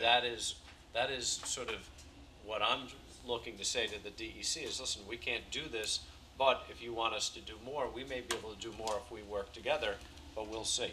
Unless you have the land to do that. Okay. All right? Resolution 556. 556 authorizes town clerk to publish and post a public notice, Wading River Corridor Study, an amendment to the Town of Riverhead Comprehensive Plan adopted November 2003. So moved. And seconded. Moved and seconded, vote And please. just to Change. state on the record, the first resolved, we're going to amend the date that is going to appear in the paper from July 12, 2012 to July 26, 2012. Yes, that's correct. Giglio. As amended, yes. Gabrielson. Yes. Wooten. Yes. Dunleavy. Yes, as amended. Walter. Yes. Resolution adopted. Resolution 557. Ratifies an appointment for Call and Recreation Aid 1 to the Recreation Department. So moved. And seconded, Moved and seconded, vote please. Giglio. yes. Gabrielson. Yes. Wooten. Yes. Dunleavy. Yes. Walter. Yes. Resolution adopted. Resolution 558. Ratifies the appointment of a fill-in summer recreation aide to the Recreation Department, so moved. And seconded. Moved and seconded, vote please. Giglio. Yes. Gabrielson. Yes. Wooten. Yes. Dunleavy. Yes. Walter. Yes. Resolution adopted. Resolution 559. Appoints a recreation specialist to the Recreation Department. So moved. Second. Moved and seconded, vote please. Giglio. Yes. Gabrielson. Yes. Wooten. Yes. Dunleavy. Yes. Walter. Yes. Resolution adopted. Resolution 560. Appoints a call-in park attendant 3 to the Recreation Department. So moved. And seconded. Moved and seconded, vote please. Giglio. Yes. Gabrielson. Yes. Wooten. Yes. Dunleavy. Yes. Walter. Yes. Resolution adopted. Resolution 561. Appoints a Recreation Specialist to the Recreation Department. So moved. And seconded, Moved and seconded, vote please. Giglio. yes. Gabrielson. Yes. Wooten. Yes. Dunleavy. Yes. Walter. Yes. Resolution adopted. Resolution 562. Authorizes sewer district employee to attend a course, so moved. And seconded. Moved and seconded, vote please. Giglio. Yes. Gabrielson. Yes. Wooten. Yes. Dunleavy. Yes. Walter. Yes. Resolution adopted. Resolution 563. Adopts a local law to amend Chapter 101 entitled Vehicles and Traffic of the Riverhead Town Code. Stop and yield intersection, railroad crossings, and parking fields. So moved. Second. Moved and seconded, vote please. Giglio. Yes. Gabrielson. Yes. Wooten. Yes. Dunleavy. Yes. Walter. Yes. Resolution adopted. Resolution 564. Authorizes town clerk to publish and post public notice of public hearing to consider proposed local law for an amendment of Chapter 101 Vehicles and Traffic of the Riverhead Town Code 10112, no parking certain hours, roads leading to water. So moved. And seconded. Moved and seconded, vote please. Same change on this one. The first resolved should be July 26th instead of July 12th. Okay, as amended. Giglio. Yes. Gabrielson. Yes. Wooten. Yes. Dunleavy. Yes, as amended. Walter. Yes. Resolution adopted. Resolution 565. Amends Resolution Number 476 of 2012, and that approves Chapter 90 application of Church of the Harvest, Riverhead Community Appreciation Day, July 28th, 2012. So moved. And seconded. Moved and seconded, vote please. Giglio. Yes. Gabrielson. I just want to point out they have a Community Appreciation Day, and they can add to the event by having a car show. Yes. Wooten. Yes. Dunleavy. Yes. Walter. Yes. Resolution adopted. Resolution 566. Approves extension of security posted by Campo Brothers in connection with the subdivision entitled Cedar Cove Road and Drainage Improvements. So moved. John? Oh, seconded. Excuse Moved me. and seconded, vote please. Giglio. Yes. Gabrielson. Yes. Wooten. Yes. Dunleavy. Yes. Walter. Yes. Resolution adopted. Resolution 567. Authorize the supervisor to execute a professional service agreement with the Rayner Group PE at LSP LLC, Maple Avenue Parking. So moved. I'll second. Moved and seconded, vote please. Giglio. Yes. Gabrielson. Yes. Wooten. Yes. Dunleavy. Yes. Walter. Yes. Resolution adopted. Resolution 568. This approves the Chapter 90 application of Miller Environmental Group for their Geothermal Energy Expo, September 28th and 29th, 2012. So moved. And seconded. Moved and seconded, vote please. Giglio. Yes. Gabrielson. Yes. Wooten. Yes. Dunleavy. Yes. Walter. Yes. Resolution adopted. Resolution 569. Approves the Chapter 90 application of the Long Island Moose Classic Car Club. That's a car show on September 9th, 2012. So moved. And seconded. Moved and seconded, vote please. Giglio. Yes. Gabrielson. Yes. Wooten. Yes. Dunleavy. Yes. Walter. Yes. Resolution adopted. Resolution 570. Adopts a local law to amend Chapter 108 entitled Zoning of the Riverhead Town Code. So moved. And seconded. This is off-street parking. Moved and seconded, vote please. Giglio. Yes. Gabrielson. Yes. Wooten. Yes. Dunleavy. Yes. Walter. Yes. Resolution adopted. Resolution 571. Approved site plan of Metro Terminals of Long Island LLC, Lot 32. So moved. I'll second. Moved and seconded, vote please. Giglio. Yes. Gabrielson. Yes. Wooten. Yes. Dunleavy. Yes. Walter. Yes. Resolution adopted. Resolution 572. 572 approves the Chapter 90 application of Riverhead Foundation for Marine Research and Preservation for the 5K run for Ridley on October 20th, 2012. So moved. And seconded. Moved and seconded, vote please. Giglio. Yes. Gabrielson. Yes. Wooten. Yes. Dunleavy. Yes. Walter. Yes. Resolution adopted. Resolution 573. Authorize settlement of legal action against South Shore Docks Incorporated. So moved. And seconded. Moved and seconded, vote please. Giglio. Yes. Gabrielson. Before we take the vote, you may want to, I'm not sure, you've recused yourself I'm from gonna all abstain. things on this, and this is calling for you to execute the stipulation of No, settlement and release, so amended. you want to have it as designee? Yes, deputy supervisor. Okay. So we'll put deputy Amend this. supervisor, okay. So you want to remove it as amended? Okay, so, and deputy 10 supervisor. Right, Okay. all right. Gabrielson. Yes. Wooten. Yes. Dunleavy. As amended, yes. Walter. Abstain? Resolution adopted. Resolution 574.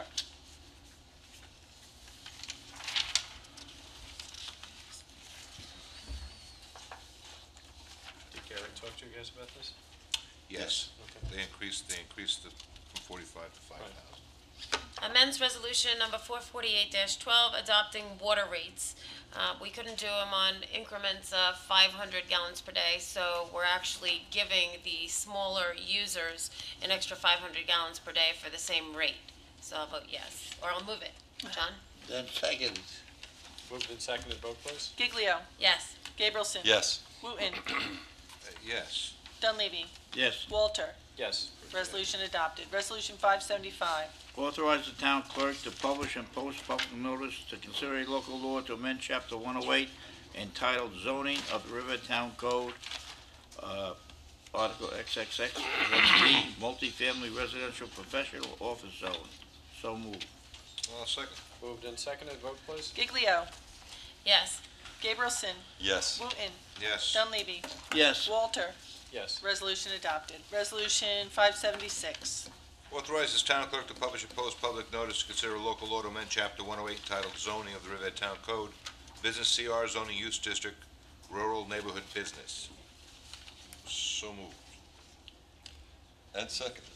Moved and seconded, vote please. Giglio. Yes. Gabrielson. Yes. Wooten. Yes. Dunleavy. Yes. Walter. Yes. Resolution adopted. Resolution 577. Authorize the town clerk to publish and post a public notice to consider a local law to amend the zoning use district map of the town of Riverhead to provide for multifamily residential zoning use district to the exclusion of the existing business or CR zoning use district. So Hold up, did we determine the map that goes? Yeah, the map was prepared by our GIS specialist, Robert Hubbs, so we don't have a revised map today, but there will be it's supposed to one. include that triangle. Yes. Okay. So what should happen is the existing zoning use district should be reduced in size, I guess, to add tax lots 75-1-10 and 75-1-11 to proposed MRP zoning district text. And the other lots, which are 75-1-1.2, 2 and 3 will, of course, be also under consideration, and those are the ones that show the split lots as under this map. So it'll be a total of 5 That's lots. in that little triangle? Correct, so it'll be a And what's the totality, other lot? Gas it'll be a station. totality of And 5 the lots. gas station? That's correct. Okay. Okay, moved as amended, can we get a So move moved. as amended? So moved as amended? And seconded? Moved and seconded as amended? Giglio. Yes. Gabrielson. Yes. Wooten. Yes. Dunleavy. Yes. Walter. Yes. Resolution adopted. Resolution 578. Authorizes the supervisor to execute an agreement with an employee. So moved. And seconded. Moved and seconded, vote please. Giglio. Yes. Gabrielson. Yes. Wooten. Yes. Dunleavy. Yes. Walter. Yes. Resolution adopted. Resolution 579. Authorize the supervisor to execute contracts of sale for properties located on Horton Avenue for Horton Avenue hazard mitigation. Major federal disaster declaration, FEMA 1899-DR-New York. So moved. Oh, great. Seconded. Moved and seconded, vote please. Giglio. Yes. Gabrielson. Yes. Wooten. Yes. Dunleavy. And finally, this is coming to the head. We're gonna help these families on Horton Avenue that were flooded out and buy their houses, and they'll relocate. I vote yes. Walter. Yes. Resolution adopted. Resolution 580. This authorizes the town clerk to publish and post a public notice to consider a local law to amend Article 4, Early Retirement Incentive Program for eligible full-time police officers of Chapter 37 entitled Retirement We have 580. of the Riverhead Town Code. It's not numbered. And, She gave it to you, maybe look under 581. and seconded. Moved and seconded, vote please. Giglio. Yes. Gabrielson. Yes. Wooten. For publish and post, yes. Dunleavy. Yes, this is an incentive to try to get the retirement and budget down for the police department, and it gives these guys an incentive to retire. So I vote yes. Walter. Yes. Resolution adopted. Resolution 581. Pays bills. So moved. And seconded. Moved and seconded, vote please. Giglio. Yes. Gabrielson. Yes. Wooten. Yes. Dunleavy. Yes. Walter. Yes. Resolution adopted. And then we have one off the Resolution floor. 582. 582 off Can we the get a floor. motion to take 582 off the floor? So moved. Can I get a second? Did you move it? I did move it. Second to take it off the floor? And seconded? Moved and seconded as to take resolution 582 off the floor? Giglio. Yes. Gabrielson. Yes. Wooten. Yes. Dunleavy. No. Walter. Yes. Resolution 582 is taken off the floor. Did we offer motion 582? I'm Okay, sorry. that's all right. Doing your job again. No, that's all right. Okay, 582. Modifies the hearing officer's recommendation. So moved. Second. Moved and seconded, vote please. Giglio. I would just want to say, modifying a hearing officer's recommendation. We paid $18,000 for a hearing officer to have 4 full days of testimony and paperwork and everything involved with the town and outside counsel. The employee had taken 30 days suspension with no pay. He paid retribution to the town. And there are a lot of items in here that says where the town believes, the town believes, the town believes, the town believes. I don't know this person. I can only go based on the testimony and what the non-biased hearing officer has recommended that the town do. And I don't believe in modifying a hearing officer's recommendations, so I will vote no. Gabrielson.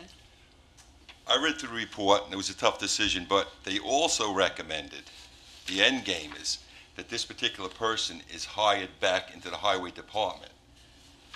And the Geo Woodson, who's the supervisor, he's the head of the department, is an elected official, and he says he refuses to take this guy back. Now, this person's been out for a year getting paid because Geo refused to take him back. So we could have the same scenario if Geo has told us he refused to take this employee back, so we could be paying this employee to sit home the next 1, 2, 3, 4, 5 years. So basing it on that, and I really think with this amount of different problems that we've had with this employee, the town needs to show some to employees zero tolerance for these type of incidents. But once again, like I say, Geo made it very clear he would not take this down employee, which means he'll be continued to be paid sitting home. And I refuse to transfer him to another department. I don't think that's the way to do it. It would be Geo's call on this one. He made it very clear to us, so I'm going to vote yes. Wooten. It's nice that you should just take a hearing officer's opinion, but there was a question a few months ago from the same one that thinks that it's gospel, that there might be some questions about the validity of any decision coming out of a hearing officer because of undue influences from any side. So hearing officers make recommendations. It's no different than, a trial, and you have to come to a decision. Basically, I won't go into any merits of the case. I'm not going to, the question to the hearing was based on a specific incident, but there's a totality of incidences that happened throughout a time period that wasn't specifically addressed in this particular hearing. That coupled with the fact that the highway superintendent has made it clear that it wouldn't be beneficial to him and the working conditions of his department to have this particular employee back. And I think there's a standard that employees have to have when they represent this town on the street. I don't care whether it's recreation department, or whether it's buildings and grounds, or whether it's a council person, or whether it's highway, or whoever. When you're on the street and people know you work for the town of Riverhead, you should act like you work for the town of Riverhead. You shouldn't be cursing, you shouldn't be throwing things, you shouldn't be abusive, you should be respectful, and you should be courteous. And so I'm going to vote yes. Dunleavy. Okay, I'm going to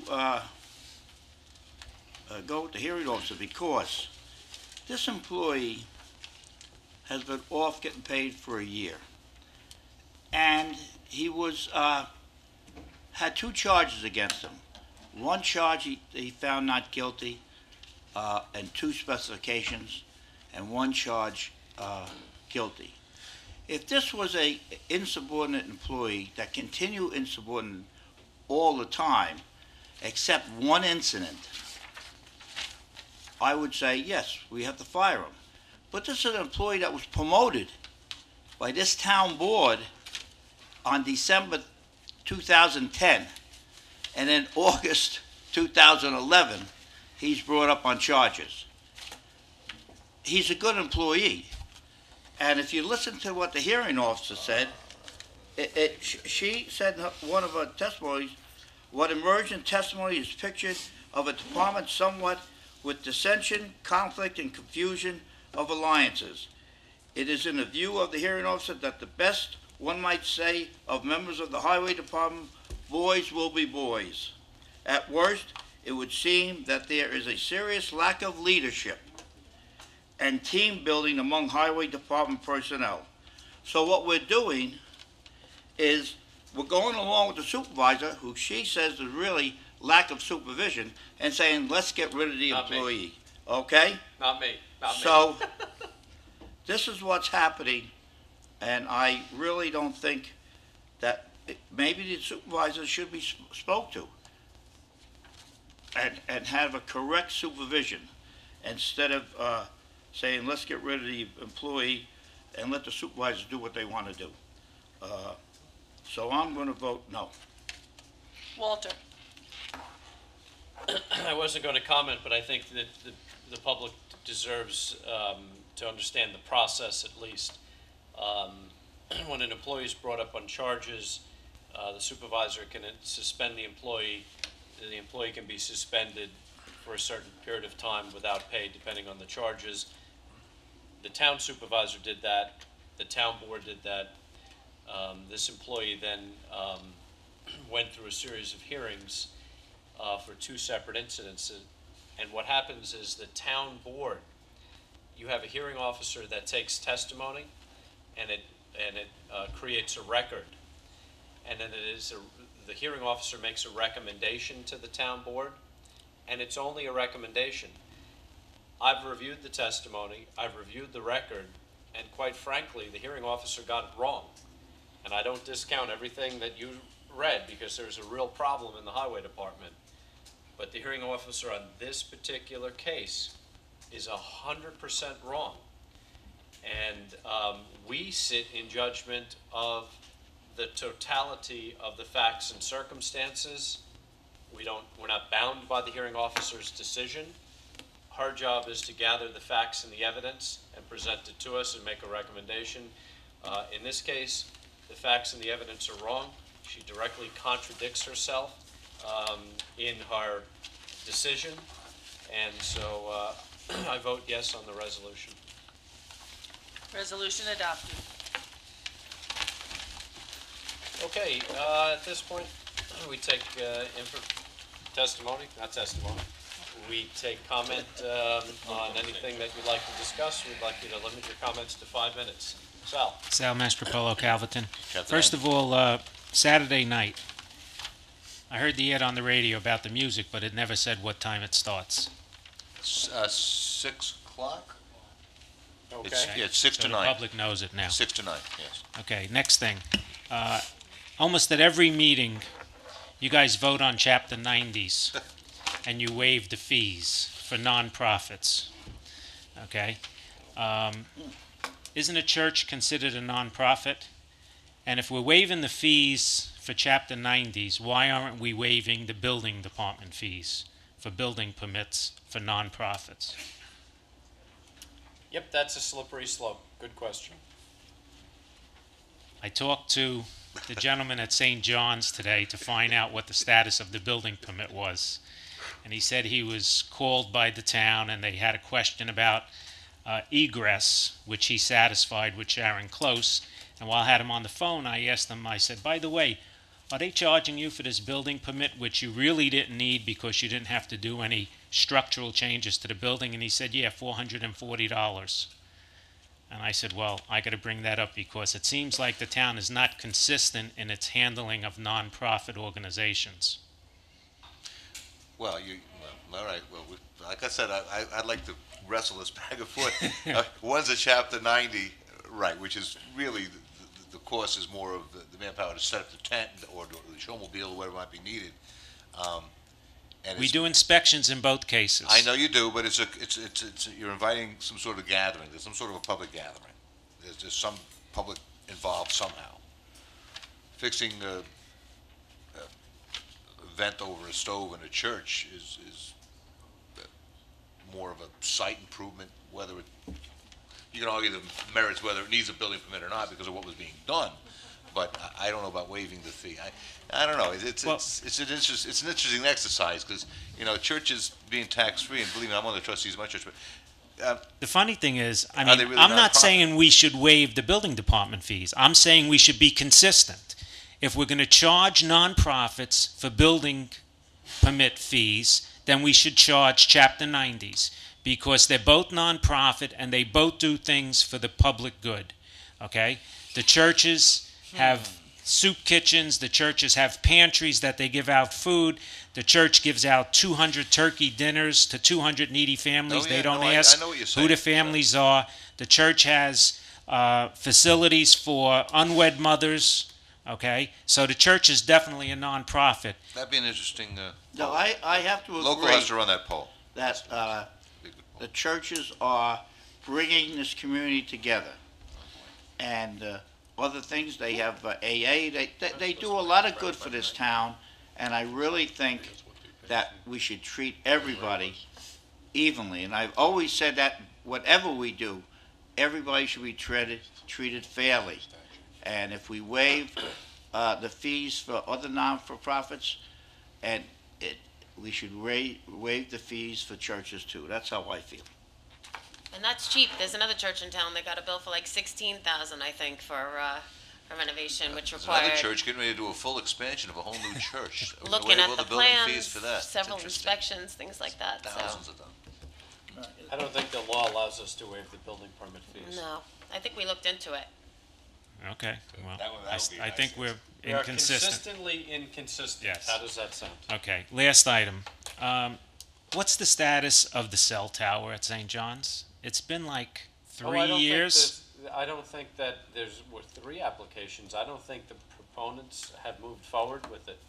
It's not us. You mean the environmental study that we were supposed to be doing? I don't think that whoever your carrier is at St. John's that wants to build it, I think they've stopped the process. Yeah, They have to come back and show I've a need. spoken to, I work with the cell towers in Riverhead, and I've talked to a lot of the users of the cell tower, the carriers, and we're in bad economic times now, and they just can't put the money out right now for new cell towers. We have one in Calverton that has 1 carrier on it, and we expected 6 carriers, but the other 5, they've said it's economic times, they can't do it, and to build one up from the bottom. It's a lot easier to put it on our water towers, because it's a lot cheaper to put it on a standing fixture already. I was under the impression that the last time this came up about cell towers, and there were a few of them, that we had a moratorium because we were doing some kind of a environmental study.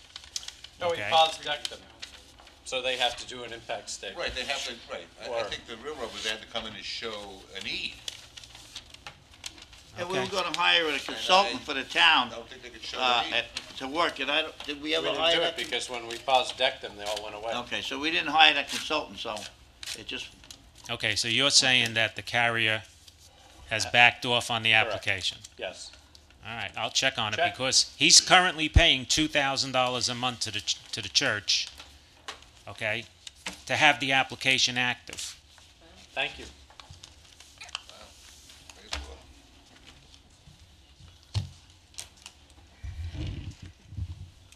Hello again. Dominique Mendez, Riverhead Neighborhood Preservation Coalition. And I wanted to submit a legal memo tonight, which I'll give to you after I'm done with this. And it's from the RNPC.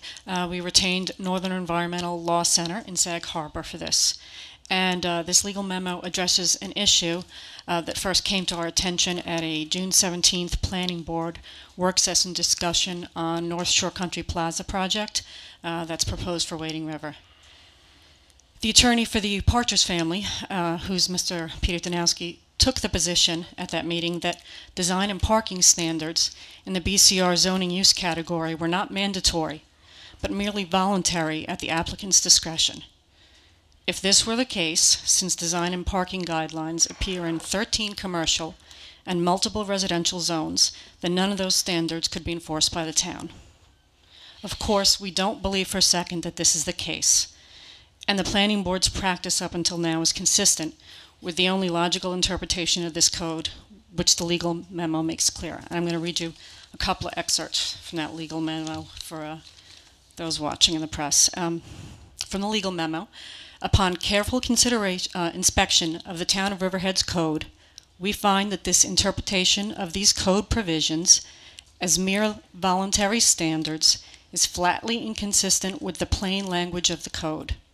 It is also inconsistent with the clear intent of the town board as expressed in the minutes of the board meeting when these guidelines were adopted.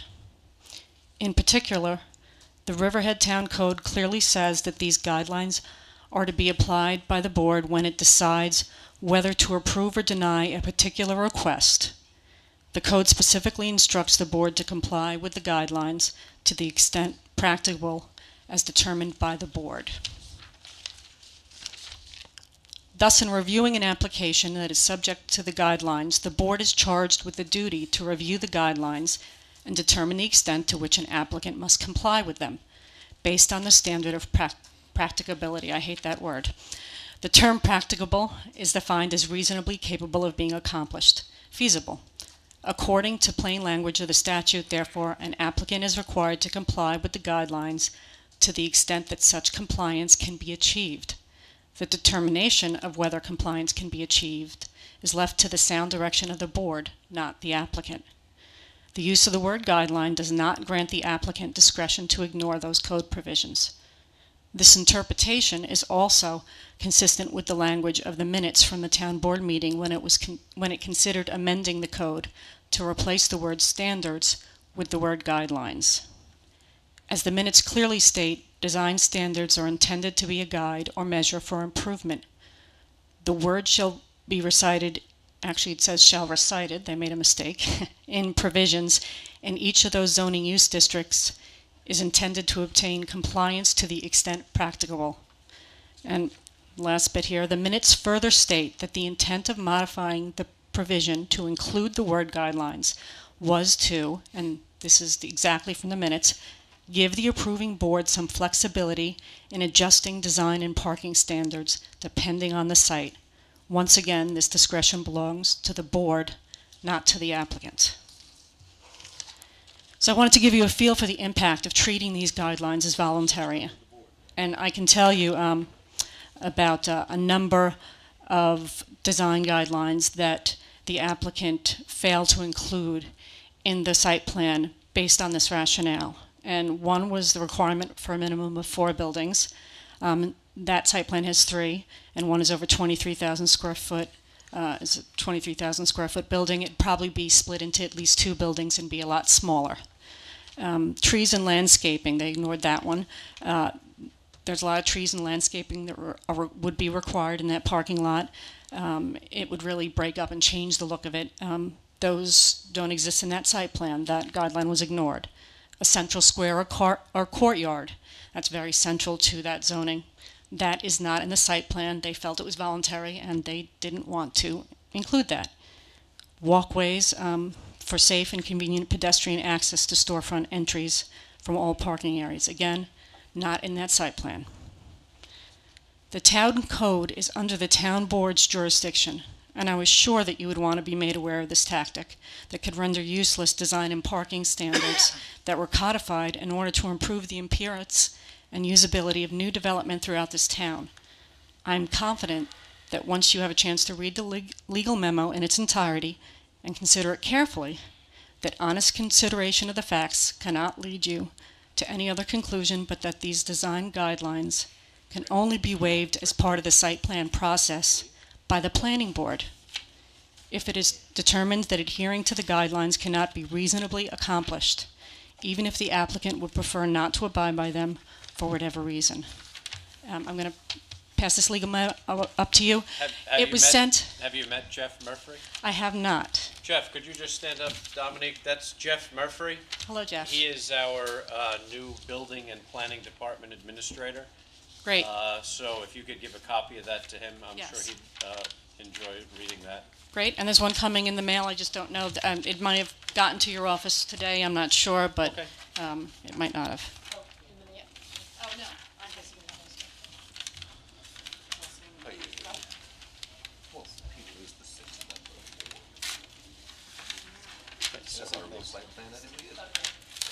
All right.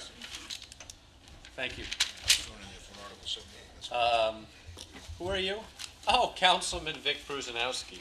Former Councilman Vic Pruzanowski. I'm actually here tonight. Thank you very much for approving our Metro site plan. I'm here to comment on Resolution 555. I think the town board did the right thing by postponing this action, especially when the funding has not come through. I also want to comment on another thing I read in the paper. I see a former colleague and I are here from Riverhead Local tonight. Under no circumstances am I in favor of extending the sewer district beyond our borders. It's extended now, as you know, to the Suffolk County complex, which we have a routinely hard time collecting money. I know that if the warrant is extended for a sewer district and near the trustees will probably get paid on time for the sewer district. But here's what I say. About 15 years ago, Denise and I went to a meeting on the East End about garbage districts, which is a topic I read in the paper. And we had our fingers waved at us. You're stupid. You're making the wrong move. You're stupid. You're stupid. One guy built a $15 million compost plant, which is now abandoned and bankrupt. And they all have a rotten collection of garbage. We have the best on the East End, probably one of the best on Suffolk County. We probably have, and I haven't checked the statistics, the best recycling. I am deadly opposed to extending the sewer district. Let them make the application, get it permitted from the DEC and the EPA. You build your own sewer district. You get a discharge permit into Peconic Bay. You get accused of the entire East End, especially the South Shore, of polluting the estuary, which we have routinely over years, okay? I'm fine. And if you want to create a garbage district in Southampton, I'm all for it. I think they should have done it 15 or 20 years ago. But let them administrate it, let them pass it, let them create a district for Southampton, Northampton. Under no circumstances, the town board, my recommendation, the town board should consider anything crazy like that. We have enough responsibility in the town of Riverhead to manage, and we do a great job collecting the district, and I applaud the board. We went out to bid, and we have one of the lowest collection taxes on the East End. It's convenient. So when I read those two things, in fact, I talked to Denise about it, and I remember the meeting. They were, oh, you stupid, you're stupid. Well, here's what I say to them. You want to have a sewer district in Flanders, I'm all for it. You permit it, you get the cost of engineering, you have the responsibility of complying with all the new EPA needs. We have enough time. Also, I just want to end up on this. The sewer district tax or the increase in the assessment, it's not just for the businesses. So we have 30% of the town. I got to ask you a question. Sure. 30% of the town resides in the sewer district. You got a very parochial view of this, so I want to flush some things out. Parochial? I have it based on experience. You have a very parochial view of the sewer district. And I'm not sure, I don't have a position on this, but I want to flush a few things out, no pun intended. If the town of Riverhead were to consider extending it as not what we did with the county, right, but we sat as the sewer board in Southampton, right, we then have complete control over everything there. Now, and we also have the responsibility of the extra effluent. Can you let me get to my question? Sure. Volume. Now, if they, on that side of the river, were able to obtain large grants, there's no grants available. And they were able to use that, we were able to use that to do the $18 million upgrade, and we knew then that that side of the river would be developed in a, a reasonable fashion with good businesses following what we've done on Main Street and Route 58, would you still be opposed to it? Yes, because let me tell you, with the sewer district, it's a double-edged sword. We also are responsible for our effluent. Okay, we also I'm only guessing, Sean. Right now, we're about 90% of our capacity for the primary plant, which is a secondary plant, exactly. The biological plant, we're a partner with Southampton Town, so we take all the cesspool, waste that comes in from both towns. So we're partners now with the town of Southampton. If the grant, the reason you're postponing this right now is because the federal government and the state don't have the money to contribute to the $18 million. By the way, not you guys did it, but the tax that's on the key money tax that's imposed on businesses now to collect the capital, a lot of businesses in town don't understand it. And when you get a bill for $35,000, which routinely my accounts are $10,000 for the key money, that money is to put in a fund to fund the capital as our contribution to that $18 million. I think we're about the plan for like 10 or 15%. $5 million. Yeah, right. So we're having a hard time collect that. And we don't have that many other businesses that can hook up because as you know, the sewer district is limited. So, but if they gave us a boatload of money, and I'm not saying they would, and then we had an orderly development of Flanders Road, would that not be a good thing? I'm not too worried about the orderly development of Flanders Road because a lot of it is restricted by the Department of Environmental Conservation. So I'm not that worried about it. If the money is there, what I would say, Sean, is show me the money first before you take on the responsibility. I agree. Because I could tell you right now, to increase the volume of the plant, you're also increasing the responsibility and the levels of the effluent that goes into Peconic Bay, and it's a double-edged sword. And as far as the garbage district, I hope you're not entertaining that at all. That's what about crazy. this? Because Southampton can do their own garbage Right, they can do their own garbage What district. about the county taking over the sewer district as a regional district? What would you say about that? Well, I'm deadly opposed to the water district being taken over by Suffolk agree County, with you. but I would say the sewer district, I would take a look at it because let them have the responsibility if they want to manage the sewer as a district. regional asset. Right.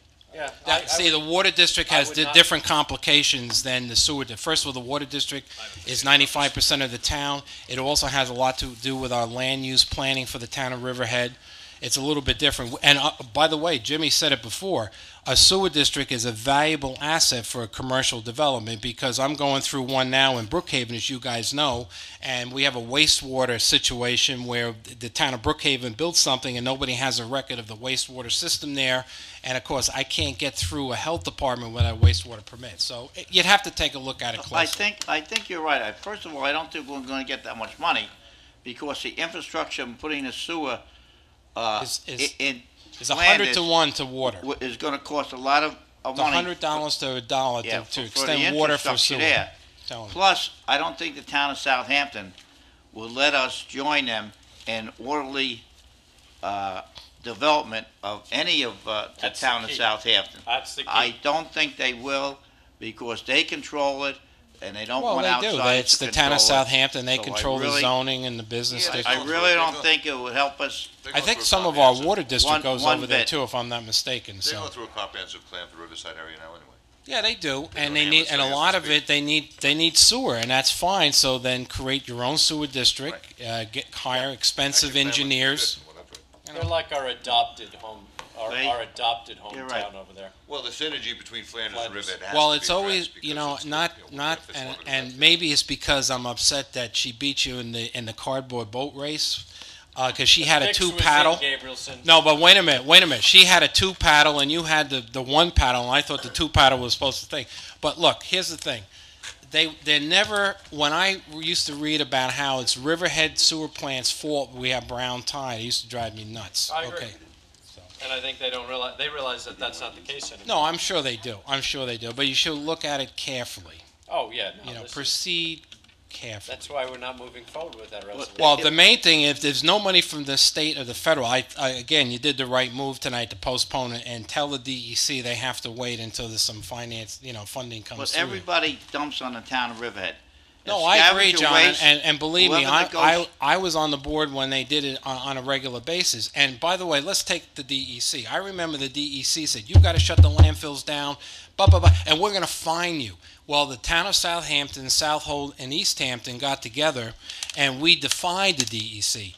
And we saved not hundreds, we saved tens of millions of dollars compared to the 700 in the town of Riverhead. We only paid a fine of about $650,000 and saved $6 million in transporting the garbage. Sometimes you got to take a stand against the And DEC. we wasted it all by trying to dig the landfill up and moving it to Ohio. Well, that was another policy decision. But initially, when we got together, everybody said, "Well, you can't defy the DEC," and we did, and we saved the taxpayers a lot of money. So one of my point is here, the DEC has to be a little more understanding here on this land. But my on the point sewer was plant. that whoever negotiates. And by the way, we have as you know, the scavenger weight is a tertiary plant, just so the public knows. It's 99%.